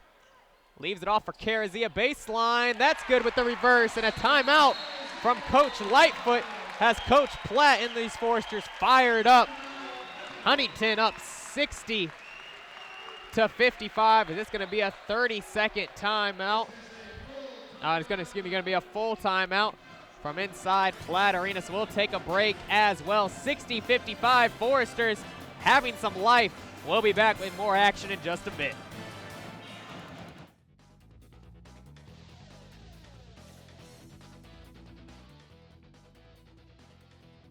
I'm Talon Halderman, and I'm the lighting designer here at Huntington University. I got into lighting actually in high school in my junior high year. 7th and 8th grade, was just asked nonchalantly to do some lighting for the choir concerts at my high school. And, I jumped behind the lighting console and that kind of sparked my love for it. And I've been doing lighting ever since. So I guess being a lighting designer really lets me creative release, really. I mean, I see things different than other people, but when I look at something, how can that be lit differently in a way? How can it be lit artistically? Love the whole creative process from going to, okay, what are we lighting? Concert? Is it a theatrical production? Is it a church event? And going from that to the finished product and seeing it all come together, kind of mind-boggling, really. But it just makes me proud to be a part of that. So. We're back live inside Platt Arena. Foresters have the lead down to 5, just over 13 to play, and a little bit of pressure from Hartman, who's just checked into the ball game for Benedict. I like what we've seen from Karazia these past couple of minutes. Earlier we said he shot the three ball a lot, not really his specialty, but he's really been aggressive inside, and that's what we like to see from him, and he's been successful. So we've seen Heinen and Wool both really penetrate and leave it off for him, always open down low, and good recognition there from the coaching staff to devise that plan. We saw the first foul of this half on Platt just then, his second of the ball game. You see Ott battling with Karazia down low. Bethel looking that way. Fisher taking the long two, but not going to fall. Hasn't been there the whole game for him. Oh. Smith falling down. Hartman inside, needs some help, finds Wool down low, and Smith going to be called for the reach in, and those were calls that weren't being called in the first half, led to a lot of steals. You're right, Logan. The Pilots definitely play aggressive defense, but when they get called for the fouls, it doesn't help them too much. I thought, oh, nope, we're going to take it out down low. Well, that's the third on Smith, so Yo and Smith both with 3. We mentioned Bethel doesn't go too deep in their bench, so interesting to see how Coach Lightfoot deals with that. Outside, Platt for 3, going to be off the mark just a bit. Would have been a huge shot for the Foresters as Kuhn gets caught inside. Good defense so far from the Foresters as Kuhn lets a 3 fly, and that drops, and that's just a beautiful stroke. Yeah, I was thinking the same thing. I was like, man, that looked nice, not going to lie. A lot of backspin on it. Really a nice shot from Kuhn. We see you, Kuhn. We admire it. Heinen going to try to answer. Going to be too hard. Smith with the rebound. 7-point advantage for the Pilots. Ochin inside. Bounced out. Heinen with the steal. 2-on-2. Heinen and Wool. Heinen goes to Wool. And they're going to call it a pass. So a blocking foul on Kuhn. That will be the 6th team foul as Devin Murder now checking in for Platt. 6 team fouls already on the Pilots, and the Foresters need to just really attack the rim. Absolutely, and if they start going to the line, first half they shot 100% from the free throw line, so we're definitely successful there. Foresters, like you mentioned, a very good free throw shooting team, 12th in NAIA in percentage, averaging 75% from the free throw line. See Hartman, though, missing the reverse layup. Smith the other way, and missing that one. Wool with the defense. Hartman spin move in transition. Leaves it off for Murder. Good layup there. Wow, that spin move had it, the Pilot on the ground, and the fans loved it. That was a great transition basket. I love the aggressiveness from both Hartman and Murder. Down low, Fisher able to bank it off. Carazia with his hands just straight up. Nice answer there from Fisher. Hasn't been having a great night so far. Only with 6 points.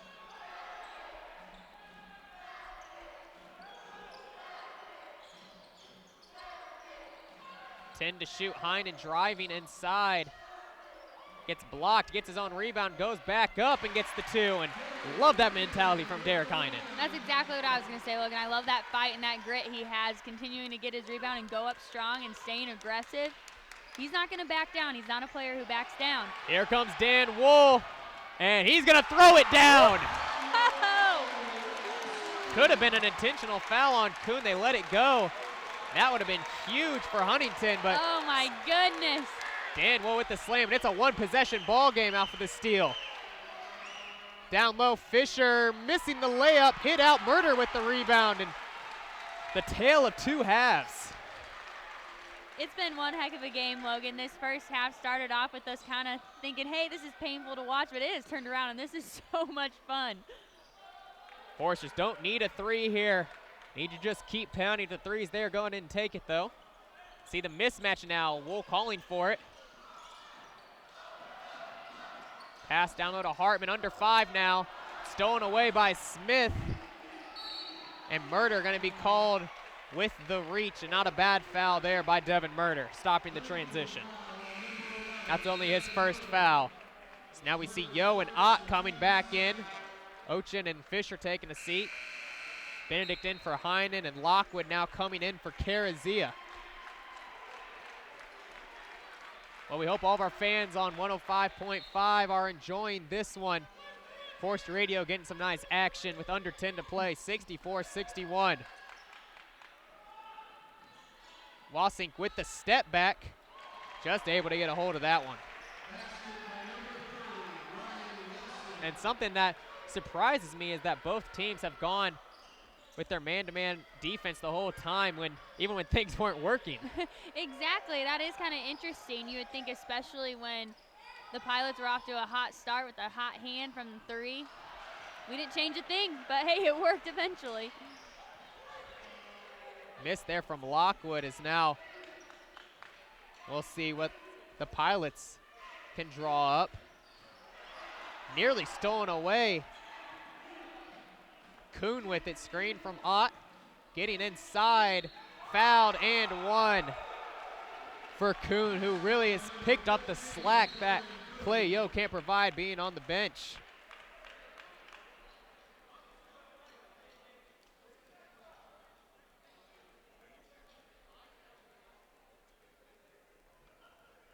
Now we have the refs conversing.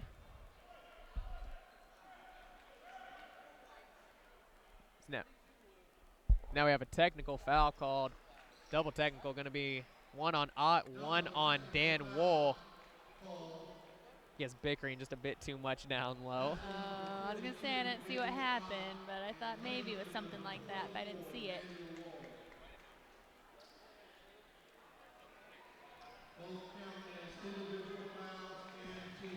So that will count as personal fouls on both sides. So that's going to be the third foul coming on Ott. And for Daniel Wool, that will be his second, as now we'll see Karazia check in for Wool. Also Heinen going to sneak in just in time for Hartman. And just like that, it's going to be Bethel sitting at 17 fouls. Forrester's at 4.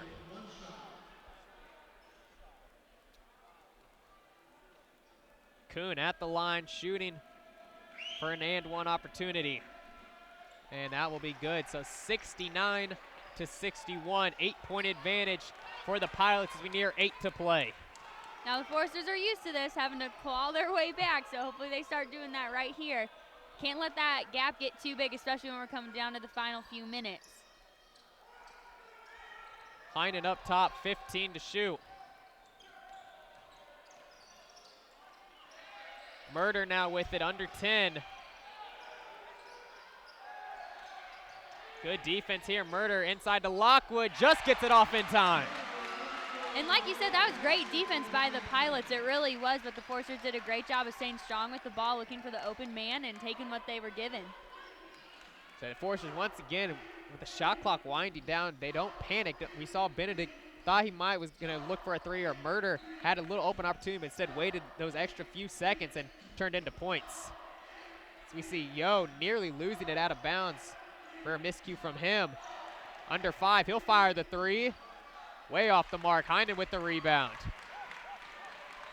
Foresters need some points here.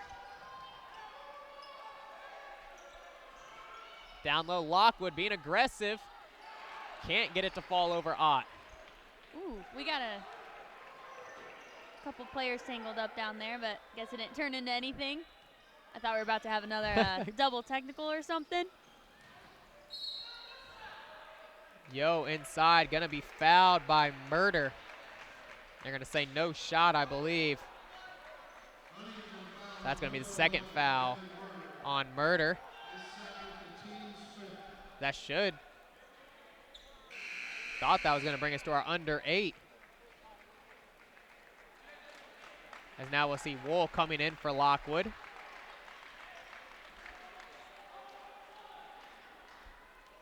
(69-63), 7:08 remaining. Pilots with the ball. Yo inside, layup no good. Defended well by Karazia. Benedict working it down to Wool. Spin move out to Murder, open three, count it! Devin Murder has hit some big shots tonight. Sorry I cut you off, Logan. I just have been really impressed by his offensive game and his composure and confidence, even from behind the three-point line. Well, just like that, it's back down to a one-possession game. Foresters, like that fly you just can't kill, just won't go away. Kuhn, corner three, answers. Kuhn is also the fly that won't go away. I've noticed coming off the bench. He hasn't played an incredible game, and coming off a big game for him before this one as well. Wool drawing the double down to an open Karazia, an easy layup from him.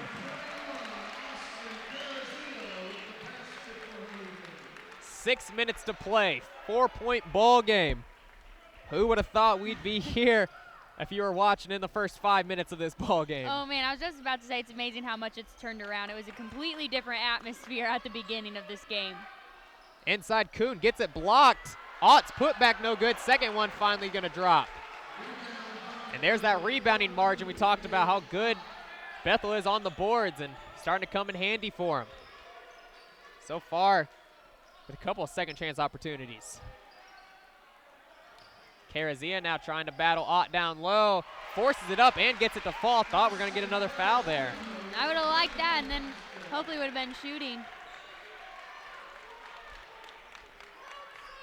Once again, Huntington just keeps answering the call. Outside, Kuhn again, open for three. That one no good when he was actually open. Maybe that's a trick. Maybe you just leave him so wide open, he doesn't know what to do with it. Had to think about it just a little bit.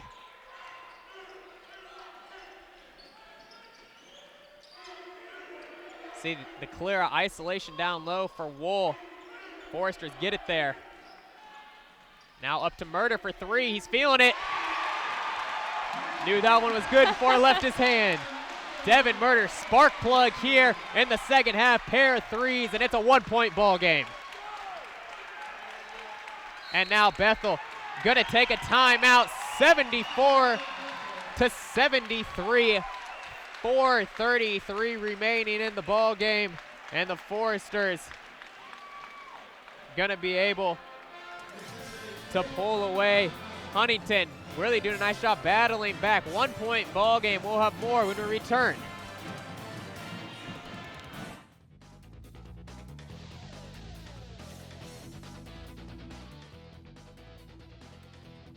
Hi, I'm Taylor Halderman, and I'm the lighting designer here at Huntington University. I got into lighting actually in high school in my junior high year.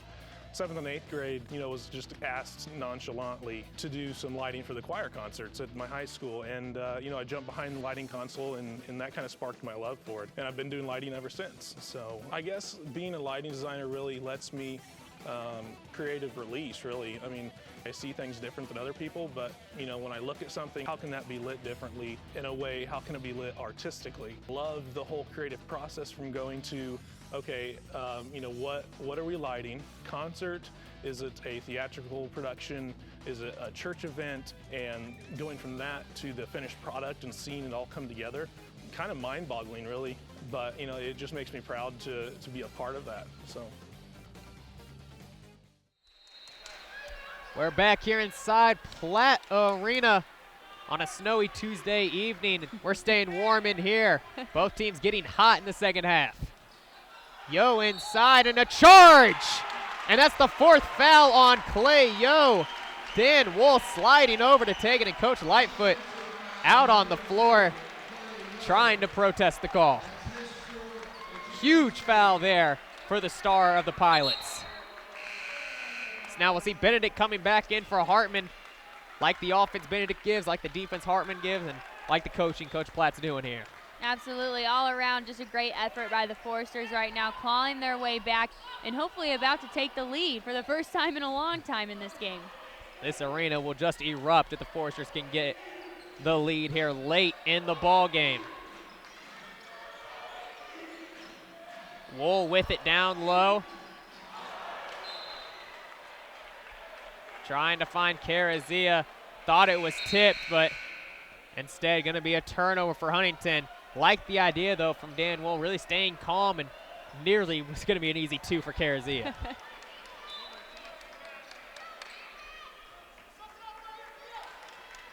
Hartman with good defense in the backcourt, not letting Ochin touch the ball.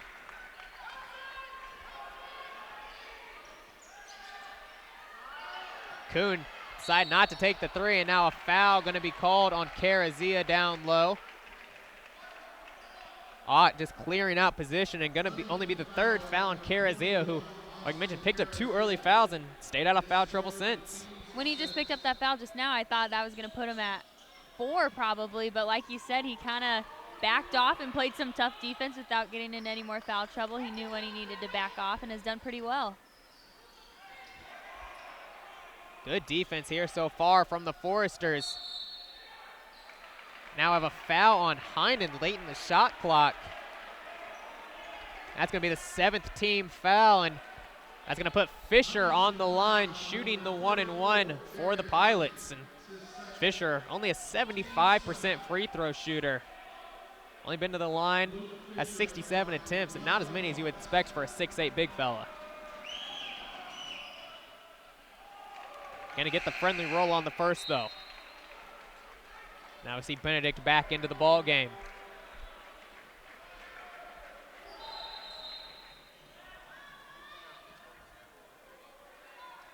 Now we have Wool with some blood on his elbow. Ooh. Oh, it looks like it got on his shorts as well. So he's gonna have to change shorts before he can go back in, I believe. There should be an injury timeout here inside Platt Arena. So we'll stay right here. Kelsey, Huntington has it down within 2, could be possibly 3 here. And what should the Foresters look for offensively? Who should they look for on the offensive end to get it done? Well, the first person who popped into my head was Devin Murder. He has a hot hand tonight. He is composed and confident from 3, and I'd like to see him drive it inside. And then you're always looking for Daniel Wool as well. It's going to be a 3-point ball game. We'll see what the Foresters do as we near 3 minutes to go. 76-73, Pilots on top of the Foresters.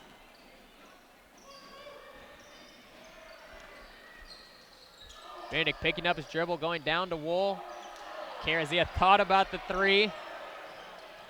Instead, there's 10 on the shot clock. Heinen with it, out on him.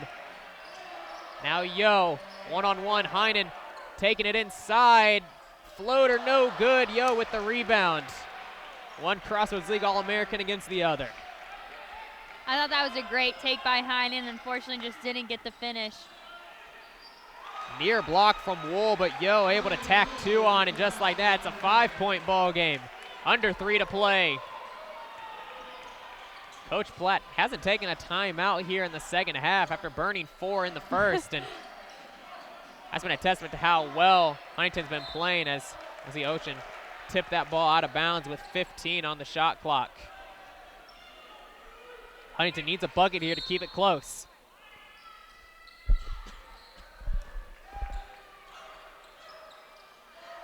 Benedict fouled, shooting the 3. Nice play there from Drew Benedict.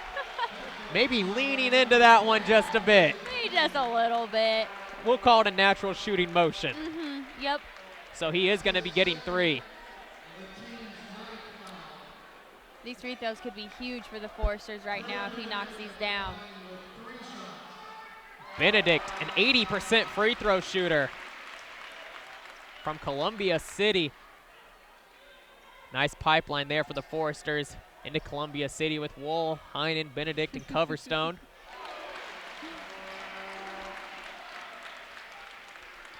And Benedict trying to tack on one more to get it down to 2. Bethel down to 1 timeout, so if this remains close, gonna rely on the leadership out on the floor to get the job done, as we see Benedict taking a seat now. Hartman back in for defensive purposes. Benedict did a great job of doing his job. He knows when he's in the game that he's supposed to shoot threes. If he gets fouled, he's supposed to knock down those free throws. He's somebody who I think really knows his role well on this team and knows what he's supposed to do when he's in the game. He definitely does, and just testament to him stepping up, hitting 3 big free throws as well. We see Yo trying to take it. Ochin inside, missing. Ott cleaning it up, and 1. Foul going to be on Carazia. And now a 3-point opportunity again for Bethel as Benedict checks right back in. Ott at the line, having a nice night so far. 2 for 2 from the free throw line, 12 points. Only a 65% free throw shooter, though. Able to rattle that one home, though. And it's back to a 5-point lead.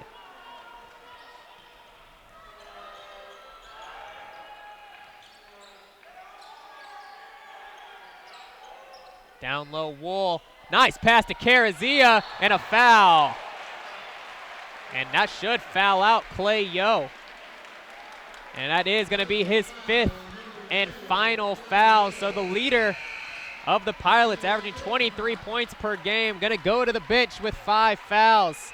And that's going to be a timeout also. You get about 30 seconds for a disqualification, but Carazia going to be at the line shooting 2. We mentioned he's a great free throw shooter. Hasn't taken any in this game so far, but still pretty steady from the line, about a 91% free throw shooter. So expect 2 here. Going to be a 3-point ball game for the Foresters with under 2 to play.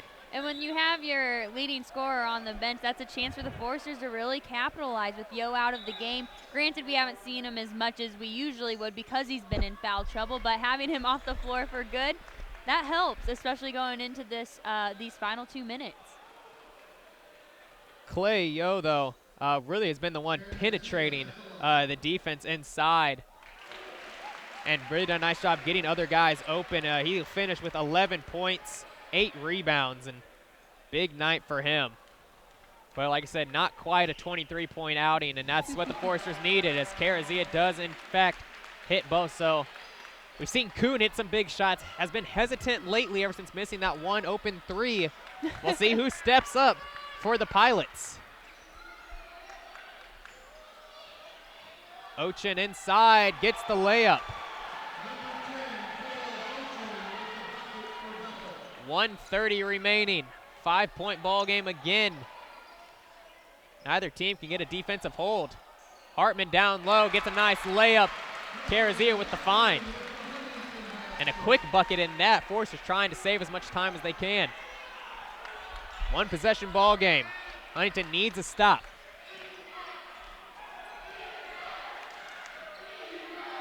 .15 on the shot clock. Kuhn with it. Murder out on him.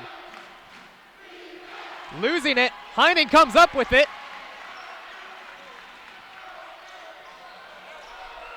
Goes to Hartman now. Heinen gonna get the offensive set. Don't need a three. Just need some points here. Heinen working inside. Back out. 5 to shoot. Wool with it, takes the shot. Off the mark. Murder with the rebound. Finds Wool, but is fouled beforehand. That was a great play by Devin Murder. A great hustle play and a great find. Big free throws coming up here as Ott picks up his 4th foul. Gonna be 2 free throws here. Double bonus in effect for the Foresters. So Murder, 2 big free throws. With only 35 seconds on the clock, if he hits, got to think Huntington is going to think to foul with only 5 seconds differential between shot clock and game clock. The man to foul would be Ott, who is only a 62% free throw shooter, but so far 3 for 3 from the line tonight as Murder hits the first. Kuhn sits at 71%. Fisher out on the floor, 75%. Ochin, 82%. And Smith also, like I said, right in there, shooting 71%. So really no one good to foul tonight as we see Coach Platt taking a full timeout. He'll think things over. 83 to 82, 35 seconds remaining. Foresters coming back in this one, looking to try to finish off the 9th-ranked Pilots here at home.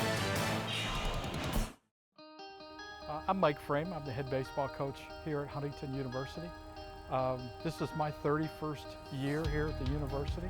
We feel like that we have a tradition, a reputation of doing things the right way. We really place a high emphasis on commitment, personal responsibility, playing the game the right way, work ethic. Those things are all really important in our program. We're looking for those guys that really want to come to Huntington University and be challenged in the classroom, be challenged with their faith in Christ and growing in that part of their life, and place a high value on their baseball development, wanting to be a part of a program that's special. And that's what we try to work at every day.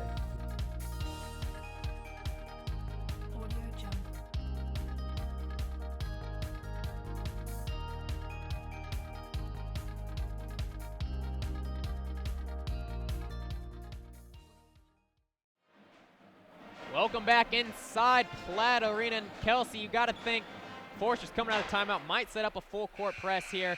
Might just look to trap from the beginning, try to force a turnover. Bethel with that 1 timeout in case they get in trouble, but Huntington still has some time to work with to try to force a turnover. We see that immediate trap. Fisher now with it, and Heinen going with the foul on Fisher.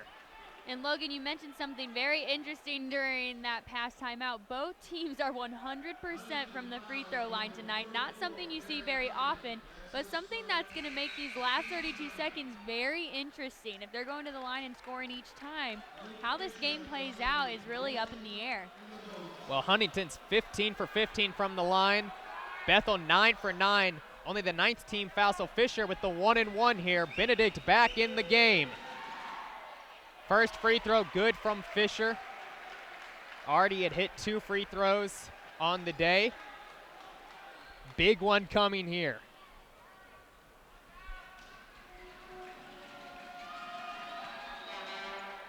And that rolls in, and Coach Lightfoot and company are going to take a timeout. Going to be a full timeout, but we're going to keep it right here. 85-82, 32 seconds remaining. And Kelsey, now's the question. 3-point ball game. If you're Huntington, do you want to try to take the last shot for a 3 and send it to overtime, or do you go for the quick 2 and set up your defense again with Bethel not having any more timeouts? You know, Logan, I'm going to be honest. I'm one of those people who likes to get the quick 2. I think you drive to the basket and you're either going to score or you're going to get fouled. I just think the odds are more in your favor if you do that versus waiting around to take the 3. I feel like there's a less chance you make the 3, and I feel like there's more time for the opposing team to play good defense, maybe even get a steal. And we've seen a lot of that from the Pilots tonight, good defense leading to steals. So I'd like to see them get the quick 2, put the points on the board, and then go from there. Yeah, I'm definitely with you on this one. Either way, force your drive. You're going to get 2 shots no matter what, being in the double bonus if you are fouled. With the way it goes at the end of the games, usually when you're up by 3, you let the other team get inside. You guard the 3-point line. If they drive in for 2, let them waste clock. So you got to think Bethel won't foul you. You're going to get an easy 2 is what you would say. But there's always that slight chance that you could get fouled and could be a 3-point ball game. You could get that 3-point play. I got to think Derek Heinen's going to go right to the rim. I think so, too, and I love the way he drives to the basket. Hasn't been finishing quite as well tonight as he usually does. Saw some frustration earlier, but he knows how to turn it on and stay composed when he needs to. Heinen didn't touch the ball. They started the clock. Should be 32 seconds. Should be 32.1 seconds back on the clock. And something else you have to mention, if you do drive in, look for a possible offensive rebound and putback. Kersey or Wool going to really be crashing the boards on it as well. Now Kuhn able to get up on Heinen, force him to touch the ball.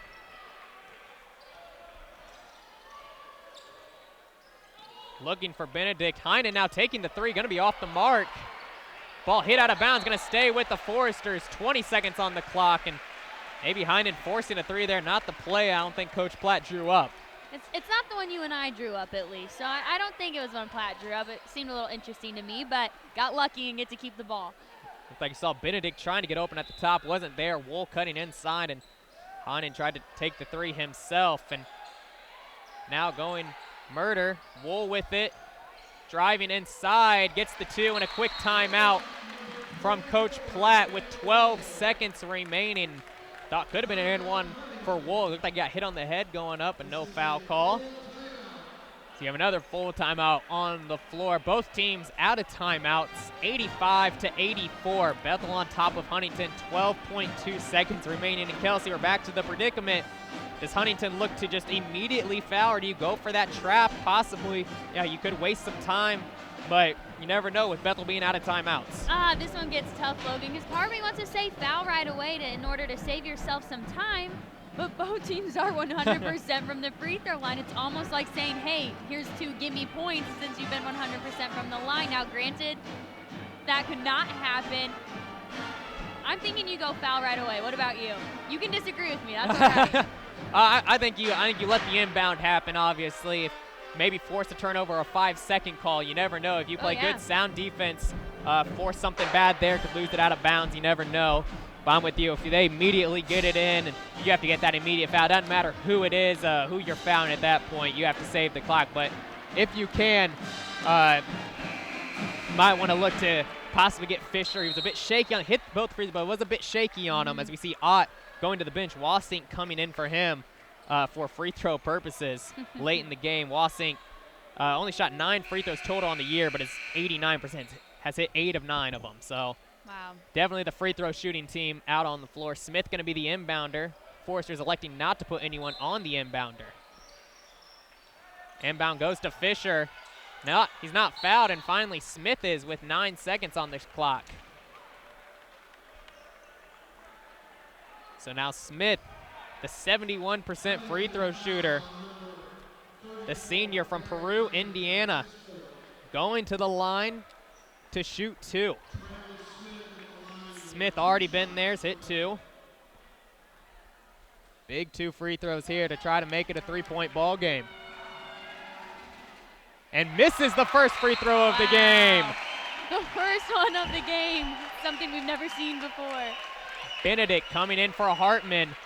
Forsters with it, don't need a 3 now. Can go for the 2 to tie it possibly if Smith hits this one. Forster gonna have to box out. It's Ott back in the game. Second one good. No timeouts, 2-point ball game. Who takes the last shot here? I'm thinking Hines just gonna drive to the basket. He does, floater, good, 3 seconds. Game's not over, here comes Ochin throwing it up court. Smith doesn't get the shot off, no good anyway, and we have free basketball here inside Platt Arena. What a finish, Heinen with the floater. 86-86. We'll be back here inside Platt Arena with the first overtime session. Much like trying to appreciate literature or music for more than just an entertainment value, but also looking into the nuances of what makes a good piece of writing, what makes a good piece of music, what makes a song that moves you and is also technically interesting and that sort of thing. And so coffee has some of those same sort of textures to it. There's, depending on where a coffee comes from, depending on how it's roasted, depending on how it's prepared, there's all these different hands that touch the coffee and manipulate the coffee and move it, and you end up with this final product. And it started out as a living organism. It's an honorable trade, I think. It seems like a small thing, and it's different things to different people, but as far as appreciating what it is that I do, I take it very seriously and just kind of interact with the coffee. Welcome back inside Platt Arena, where the Foresters just forcing overtime, tied at 86. Derek Heinen with the floater, and now we have 5 more minutes of free basketball. To tip, it's Ott and Wool, and the Pilots win the tip. Something worth noting, Clay Yo, the leading scorer for Bethel, on the bench, fouled out of the ball game. Also Gage Ott, number 42, as you can see, with 4 fouls. So a bit of foul trouble for the Pilots, but Ott going right to work down low on Carazia. Carazia with 4 fouls. Also Derek Heinen with 4 fouls for the foul trouble for Huntington. Heinen's working inside, getting it stolen away by Smith. Here comes Ochin the other way, finds some room, dish down to Ott. Nice step to get inside for an easy 2. And I think the Force's best bet would be to go right at him and try to get him fouled out.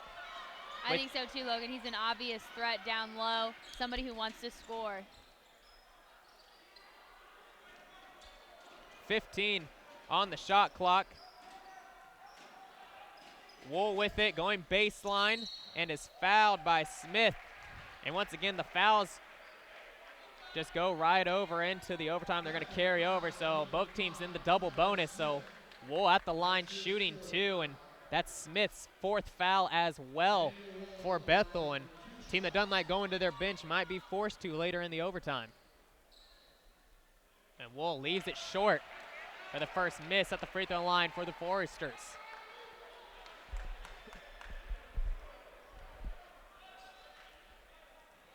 Gotta love this free basketball here as Wool misses the second as well. Maybe some tired legs.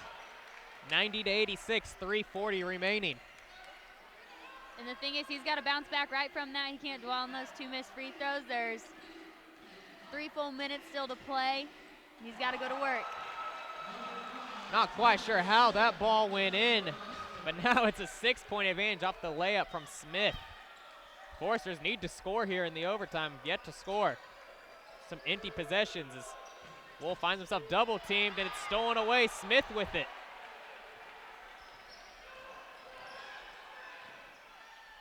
Inside, Kuhn with the miss.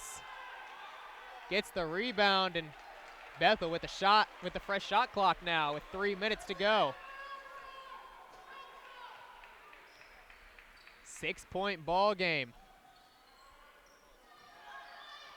Down low, Ott. And that's good. 94-86.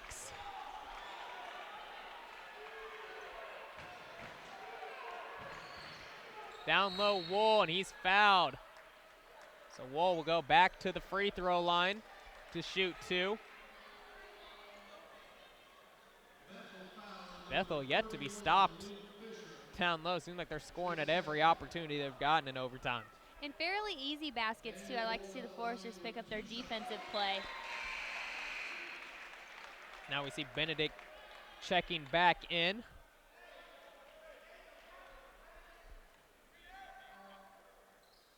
Second one no good from Wool. Starting to struggle from the free throw line.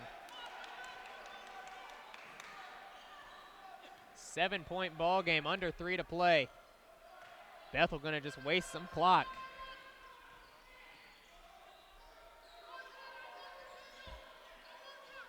Down low, Fisher misses the easy one. Wool looking to push. And they've got numbers. Fisher went down. Down low. Force is gonna reset offensively. Benedict taking a long 3, that's off the mark. Slap back out. Benedict down to Wool, and he is fouled. Forster's getting some looks here at the free throw line. Dan Wool is gonna have to start knocking them down. Gonna have 2 coming here, and you know it's at the point where it's just a mind game. Absolutely, he's just got to stay relaxed and confident. I know that's easier said than done, but these are big shots that can really change the momentum of this game, and you've got to hit them at this point. And first one gonna roll in for him. Under 2 to play as we see Wasik checking into the ball game.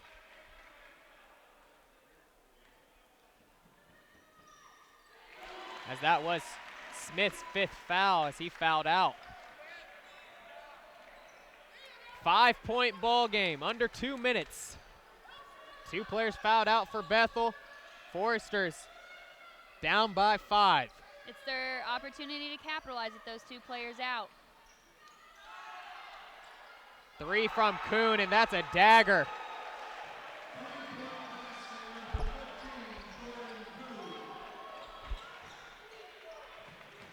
Heinen working inside on Kuhn. Gets the roll, and now we see some pressure. You know, they have Smith as having his 5th foul, but he's still in the ball game. I guess they called the foul on Fisher instead. As we near 1 minute to play, 15 on the shot clock, 6-point ball game. And now Bethel gonna take a timeout. 97-91. We're gonna take a timeout with them as well. Foresters down here late in the overtime looking for a spark. Don't go anywhere, we're back for more Forester basketball in just a bit.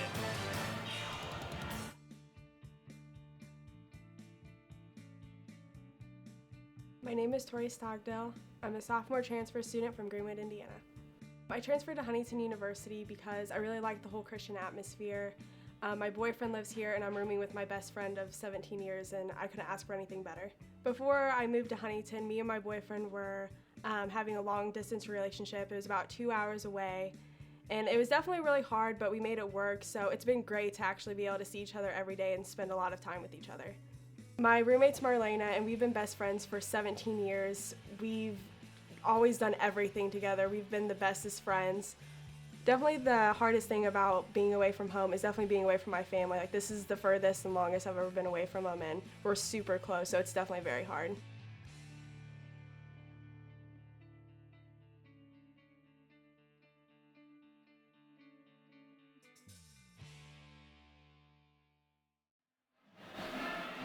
Welcome back inside Platt Arena. Crestview High School band doing all they can to keep the crowd pumped up here, and got to think it's a school night for them. We're pushing 9 o'clock. I'm sure some of them still have some homework to do. Hopefully we can get out of here in time and help them get to going on their education. We need to make sure that this overtime is worth it. That's what the Foresters need to do, make the overtime worth it. Ochin with the high arcing shot. Karazia coming down with the board, gets it up to Benedict. So we'll slow it down now. Heinen pull up 3, rounding out. Wool with the putback and is fouled.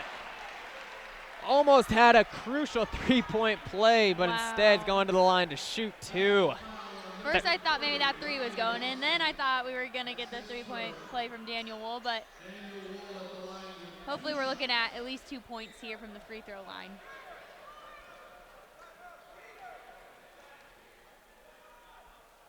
First free throw good from Wool. You got to think Huntington, even if he hits this, might have to look to foul. Going to be down by 4, 2 possessions with 44 seconds left. Not sure you can get that. So now we see Hartman coming in for Heinen. Fisher coming in for Wasik. The big free throw here for Wool.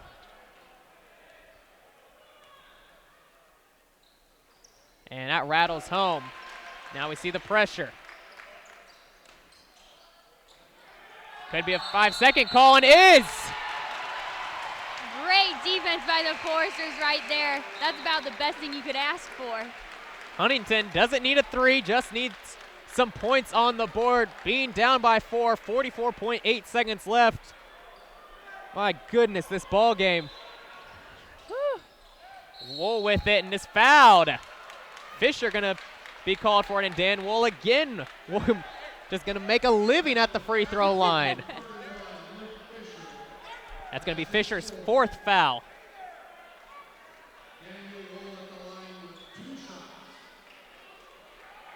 Again, big free throws coming from Wool. Missed a couple early in this overtime. Looking to convert on 2 here. Big one there to get it down to a 1-possession game, and the Foresters aren't gonna have to foul at the very least. And that's a good sign. Second one good as well, 97-95. 43.6 seconds remaining. This one gets in, Fisher with it. Wool seems to be shaking up on the play bit, going for the steal. And once again, it was 103-82 last time these two teams faced, and could be pushing the 100-point mark. Foresters do not want to foul, though, as Smith gets inside. Down low to Fisher. Contact, no call, air ball. And now a foul. Oh, no. Oh, no. Foul on Derek Heinen, going for the loose ball. Oh, goodness. Things just got interesting with that being Heinen's 5th foul. Wow.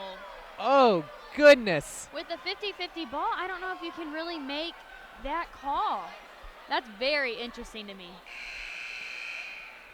Body's going for it. That's a tough one. I'm a fan of letting them play for that one. It didn't look anything too malicious. No, not at all. But the Foresters do benefit. Get a small timeout here with the DQ of Derek Heinen. That brings Hartman into the ball game. 97-95 on the line. Gonna be shooting 2, and we mentioned not a great free throw shooter on the season, but so far in the game has been getting the job done from the line. And hits the first. 3-point ball game. 19 seconds left, Kelsey. Still thinking the Foresters just need a quick 2. I think so too, Logan. I don't think you waste time trying to get a 3 off. Second free throw good. You see Hartman pushing it up floor quickly. Going to Benedict inside, and it's good. Coach Platt uses his last timeout. 99-97. 13 seconds remaining. We're going to take a break as well here inside Platt Arena. Bethel up by 2, 13 seconds to go. We'll be back with the exciting finish. Thank you. Thank you. Thank you.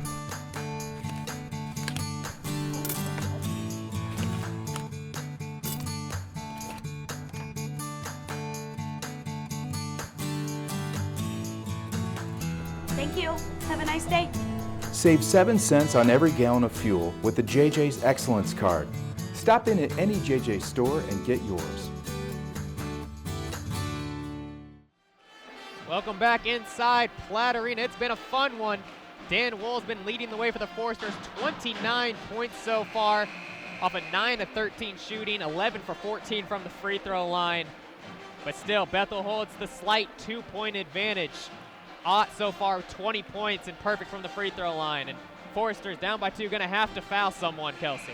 If someone was watching the beginning of this game, they would not believe where we are now, Logan. This has turned into something so exciting. And I'm ready to watch this play out. Hopefully the Foresters can maybe get another 5-second call. Smith gonna be the inbounder. Gets it to Otchin. And Otchin finally gonna be fouled by Murder.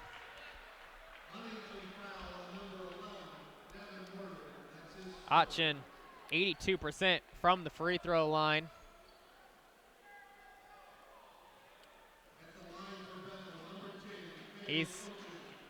Hasn't been to the line tonight.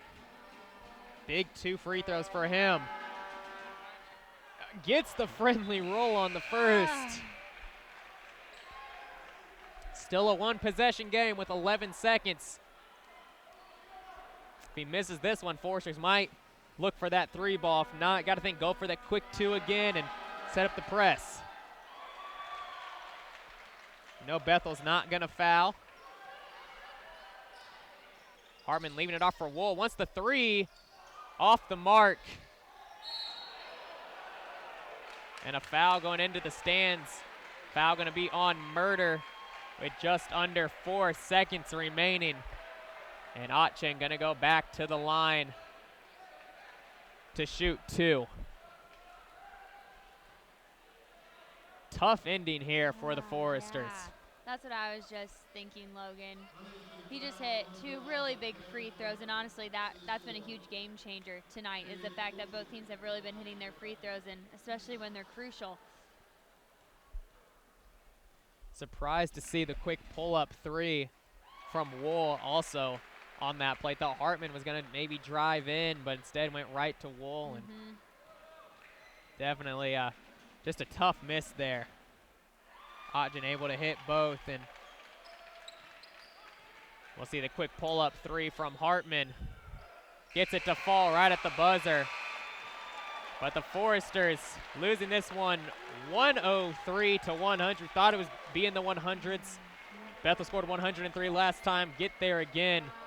And it's just a tough way to go out for the Foresters. 103-100. Bethel winning a thriller here inside Platt Arena. We'll be back with an interview with Coach Platt.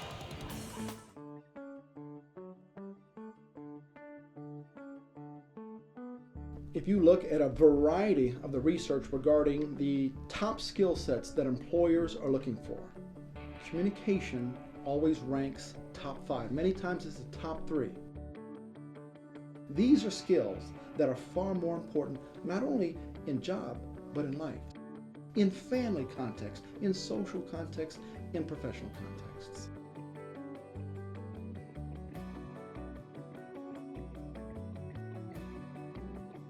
One thing that's different about Huntington University as a Christian college is that we have a journalism major. Other Christian universities and the Council of Christian Colleges and Universities have a communication major in which you then sub-specialize in these different areas. We have an actual major in journalism, an actual major in public relations, an actual major in communication studies.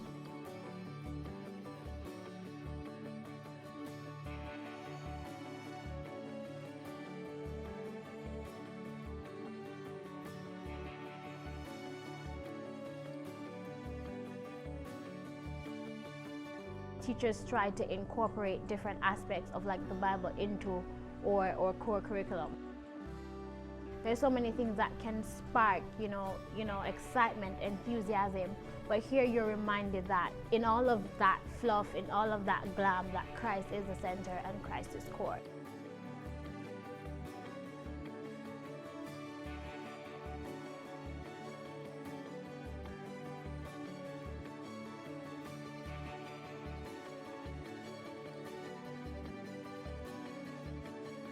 One aspect of Huntington University that I think makes us distinctive is the fact that 100% of our teaching faculty have PhDs. Also, here at Huntington University, the communication department, we offer 2 very different perspectives on the same field of communication. So we have 2 professors here that view the field quite differently, and I think the students benefit from that.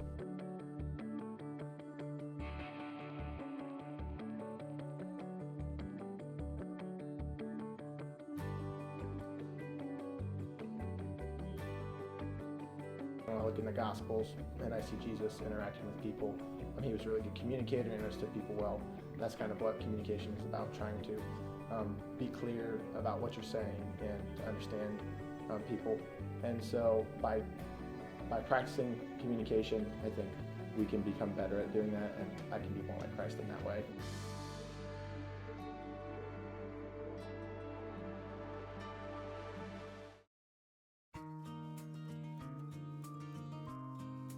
At Lakeview Middle School, I'm a 7th grade language arts teacher. I primarily teach 12, 13, and sometimes 14-year-olds reading and writing. One of the unique things about the teacher education program at Huntington University is the relationships that are developed between the faculty and students. They are super thoughtful people. They want to be a part of your life. They want to, be your mentor and help you through this process of becoming the best teacher that you could possibly be. I have a very good relationship with a lot of my professors from Huntington, and I think that's because they asked me questions that were even outside of the classroom. And then after class, I wanted to tell them about things that were going on in my life and the exciting things with teaching. Because our class sizes are small, we get to know them as people, get to know their strengths, weaknesses, because then we know how best to help them. And it also simply makes the whole experience a lot more enjoyable. I still use a lot of the activities I learned with them with my students today. And so it was really helpful to have that time with them, and especially those conversations with them. I think that Huntington prepared me incredibly well for the teaching position I have now. From the beginning of when I started at Huntington, I felt like it was a place where I was able to grow as an individual as well as in the intended profession that I wanted to be in now. We actually have a number of elementary and middle school and secondary programs. Each person that comes through the elementary program gets at least a couple of different certifications. And then we have secondary or high school programs in the typical content areas like history education, English education, biology education, chemistry education. Yes, you're going to be exhausted, and yes, you're going to stay up crazy late writing lesson plans and making bulletin boards and curriculum and activities, but get excited that this is going to prepare you very well for your future. I was able to figure out, even if I'm in a public school setting, how I can demonstrate my faith and show that I am a Christian without explicitly saying it. And I think that Huntington really allowed me to develop a deeper understanding of what my faith was, and so that way I'm able to express my faith to the students in a public school setting. And I do not think that I would be able to take on this role of a teacher if I had not had the structure and the support and the love from the departments and the professors at Huntington. And I'm happy to say we have a very good success rate. Over the past 5 or 6 years, we've had within 6 months of graduation, we tend to average about a 90% employment rate. I have been completely blessed by it, by the professors, by all the hands-on experience they've given us, and I feel pretty prepared now, which is a great feeling.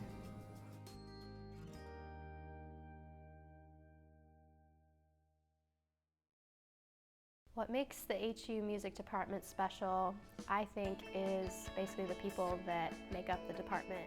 It's like we're one big family. Instead of Welcome back inside Platt Arena. I'm Kelsey Cruz here with Coach Platt. Coach, unfortunately, a heartbreaking loss tonight. Tell me a little bit about the comeback you guys made, though. At the beginning of the game, down by quite a few points, made this huge comeback, clawing your way back. What happened there? Well, we got down like 24 points, I think. It's close to that. And, that's tough to overcome. We didn't have the start we wanted to, but after we got down that much, all of a sudden we lit a fire under us, and we battled back, and what was it, a 1-point game there at one time, and obviously then to go into tie game with the overtime. Really proud of our effort. I just wish our start could have been a lot better, because if our start could have been better, then we win the game. But extremely proud of the heart that we showed and the effort that we had. Some things didn't go our way sometimes either. Some balls that just kind of ended up into their hands, or just some misfortune at times. Some close calls and no calls and things that you just got to battle through. But obviously we know that we can compete with anybody, and so I'm proud of the effort. Absolutely. Daniel Wool, one of those players who kind of got off to a slow start being double teamed, but then all of a sudden ends with 29 points. What was the change there for his game? Well, he's got to get rid of the ball quicker. Once he gets it and gets doubled, you got to get rid of it right now. And we didn't start out the game doing that very well. We didn't really receive the ball very well. You got to step and meet it. I mean, every possession is tough. And, you know, we just tried to get other guys posted as well, get him a little more where he can face the basket, and it's a little tougher to double team him, and try to open up things for other players as well, because we can't just have Daniel scoring and Derek scoring. We've got to have other people involved. So after the first 10 minutes, I thought we started to move the ball better. And when we do that, when we share it, then that's when we can be pretty good. If we get one-on-one or heroic, then we're not very good. So, you know, that's what we have to do for 40 minutes, and hopefully we'll do that on Saturday. We have Mount Vernon, Spring Arbor, and Taylor left in this conference play to wrap up this season. What are the Foresters looking to do there? Well, we'd like to win all three, but, you know, it's going to be tough. Mount Vernon is, you know, and Spring Arbor and Taylor are all at the bottom of our conference standings, but they're all very capable. Mount Vernon's not a bad team at all. And I know they're going to be playing at home for their last time or next to last time when we play them. And I know that those guys are going to want to get a couple wins before the end of their season. And I know that Spring Arbor's going to be the same way. They've lost quite a few in a row. They don't want to just go out losing. They want to get a win somewhere. So they'll be ready. And then Taylor's really, really good. I mean, they beat Bethel. They beat Grace. They're capable. And so we got to be ready for that one too. So it's still just nose to the grindstone and go hard and see what the next game brings. Well, we're looking forward to the rest of this season. Thank you for your time, Coach. Thank you. Back to you, Logan. Once again, the Huntington University Foresters losing a tough one, 103-100 in overtime. Daniel Wool leading the way, 29 points, 7 rebounds, 7 assists. And Coach Platt talked about picking up a second guy and got 20 points from Devin Murder. Went 4 for 5 from the three-point line, and Hind 15 points, most notably the game-tying shot to force overtime, Kelsey. And Logan, at the beginning of this game, we said this the entire game. If you'd been here at the beginning, you wouldn't believe the game we had at the end. It was so exciting to watch, a lot of fun, but I think Coach Platt said it best. Unfortunately, it's a lot more fun when you win. So heartbreaking loss tonight, but a great all-around effort, really impressive comeback. Both teams shooting the ball well. Bethel shooting 52%, 50% from the three-point line in particular. Huntington shooting 49%, 33% from the three-point line. Really fairly even. Bethel out-rebounding the Foresters only by 2. I mentioned they are really good at out-rebounding opponents. Huntington really buckled down on that. You saw a very even matchup from both sides. Really felt like a three-point ball game once both teams settled in. And Coach Platt mentioned that tonight's game showed that the Foresters can play with anybody. And with those stats being fairly even across the board for both teams, it speaks to that these Foresters really can go out and compete with any team in this league and walk away with a win if they want to. Well, looking ahead, the Foresters' next home match going to be against Taylor, February the 20th at 3 o'clock. Going to be the last home game for Huntington. Only one more remaining. I can mention have Mount Vernon coming up as well as Spring Arbor, but the next home game, February 20th, 3 o'clock. Make sure you join us on Saturday as well for the women's team. They're going to be taking on Mount Vernon, and it's going to be the Pink Out. Big matchup there. Always like having a big crowd. Make sure you get out to the games, both sides. Huntington dropping a tough one here, 103-100, falling to 13-14 on the year. From all of us here at FDN Sports, I'm Logan Hunt, alongside joined by Kelsey Cruz. We hope you all enjoyed it and have a nice Tuesday night.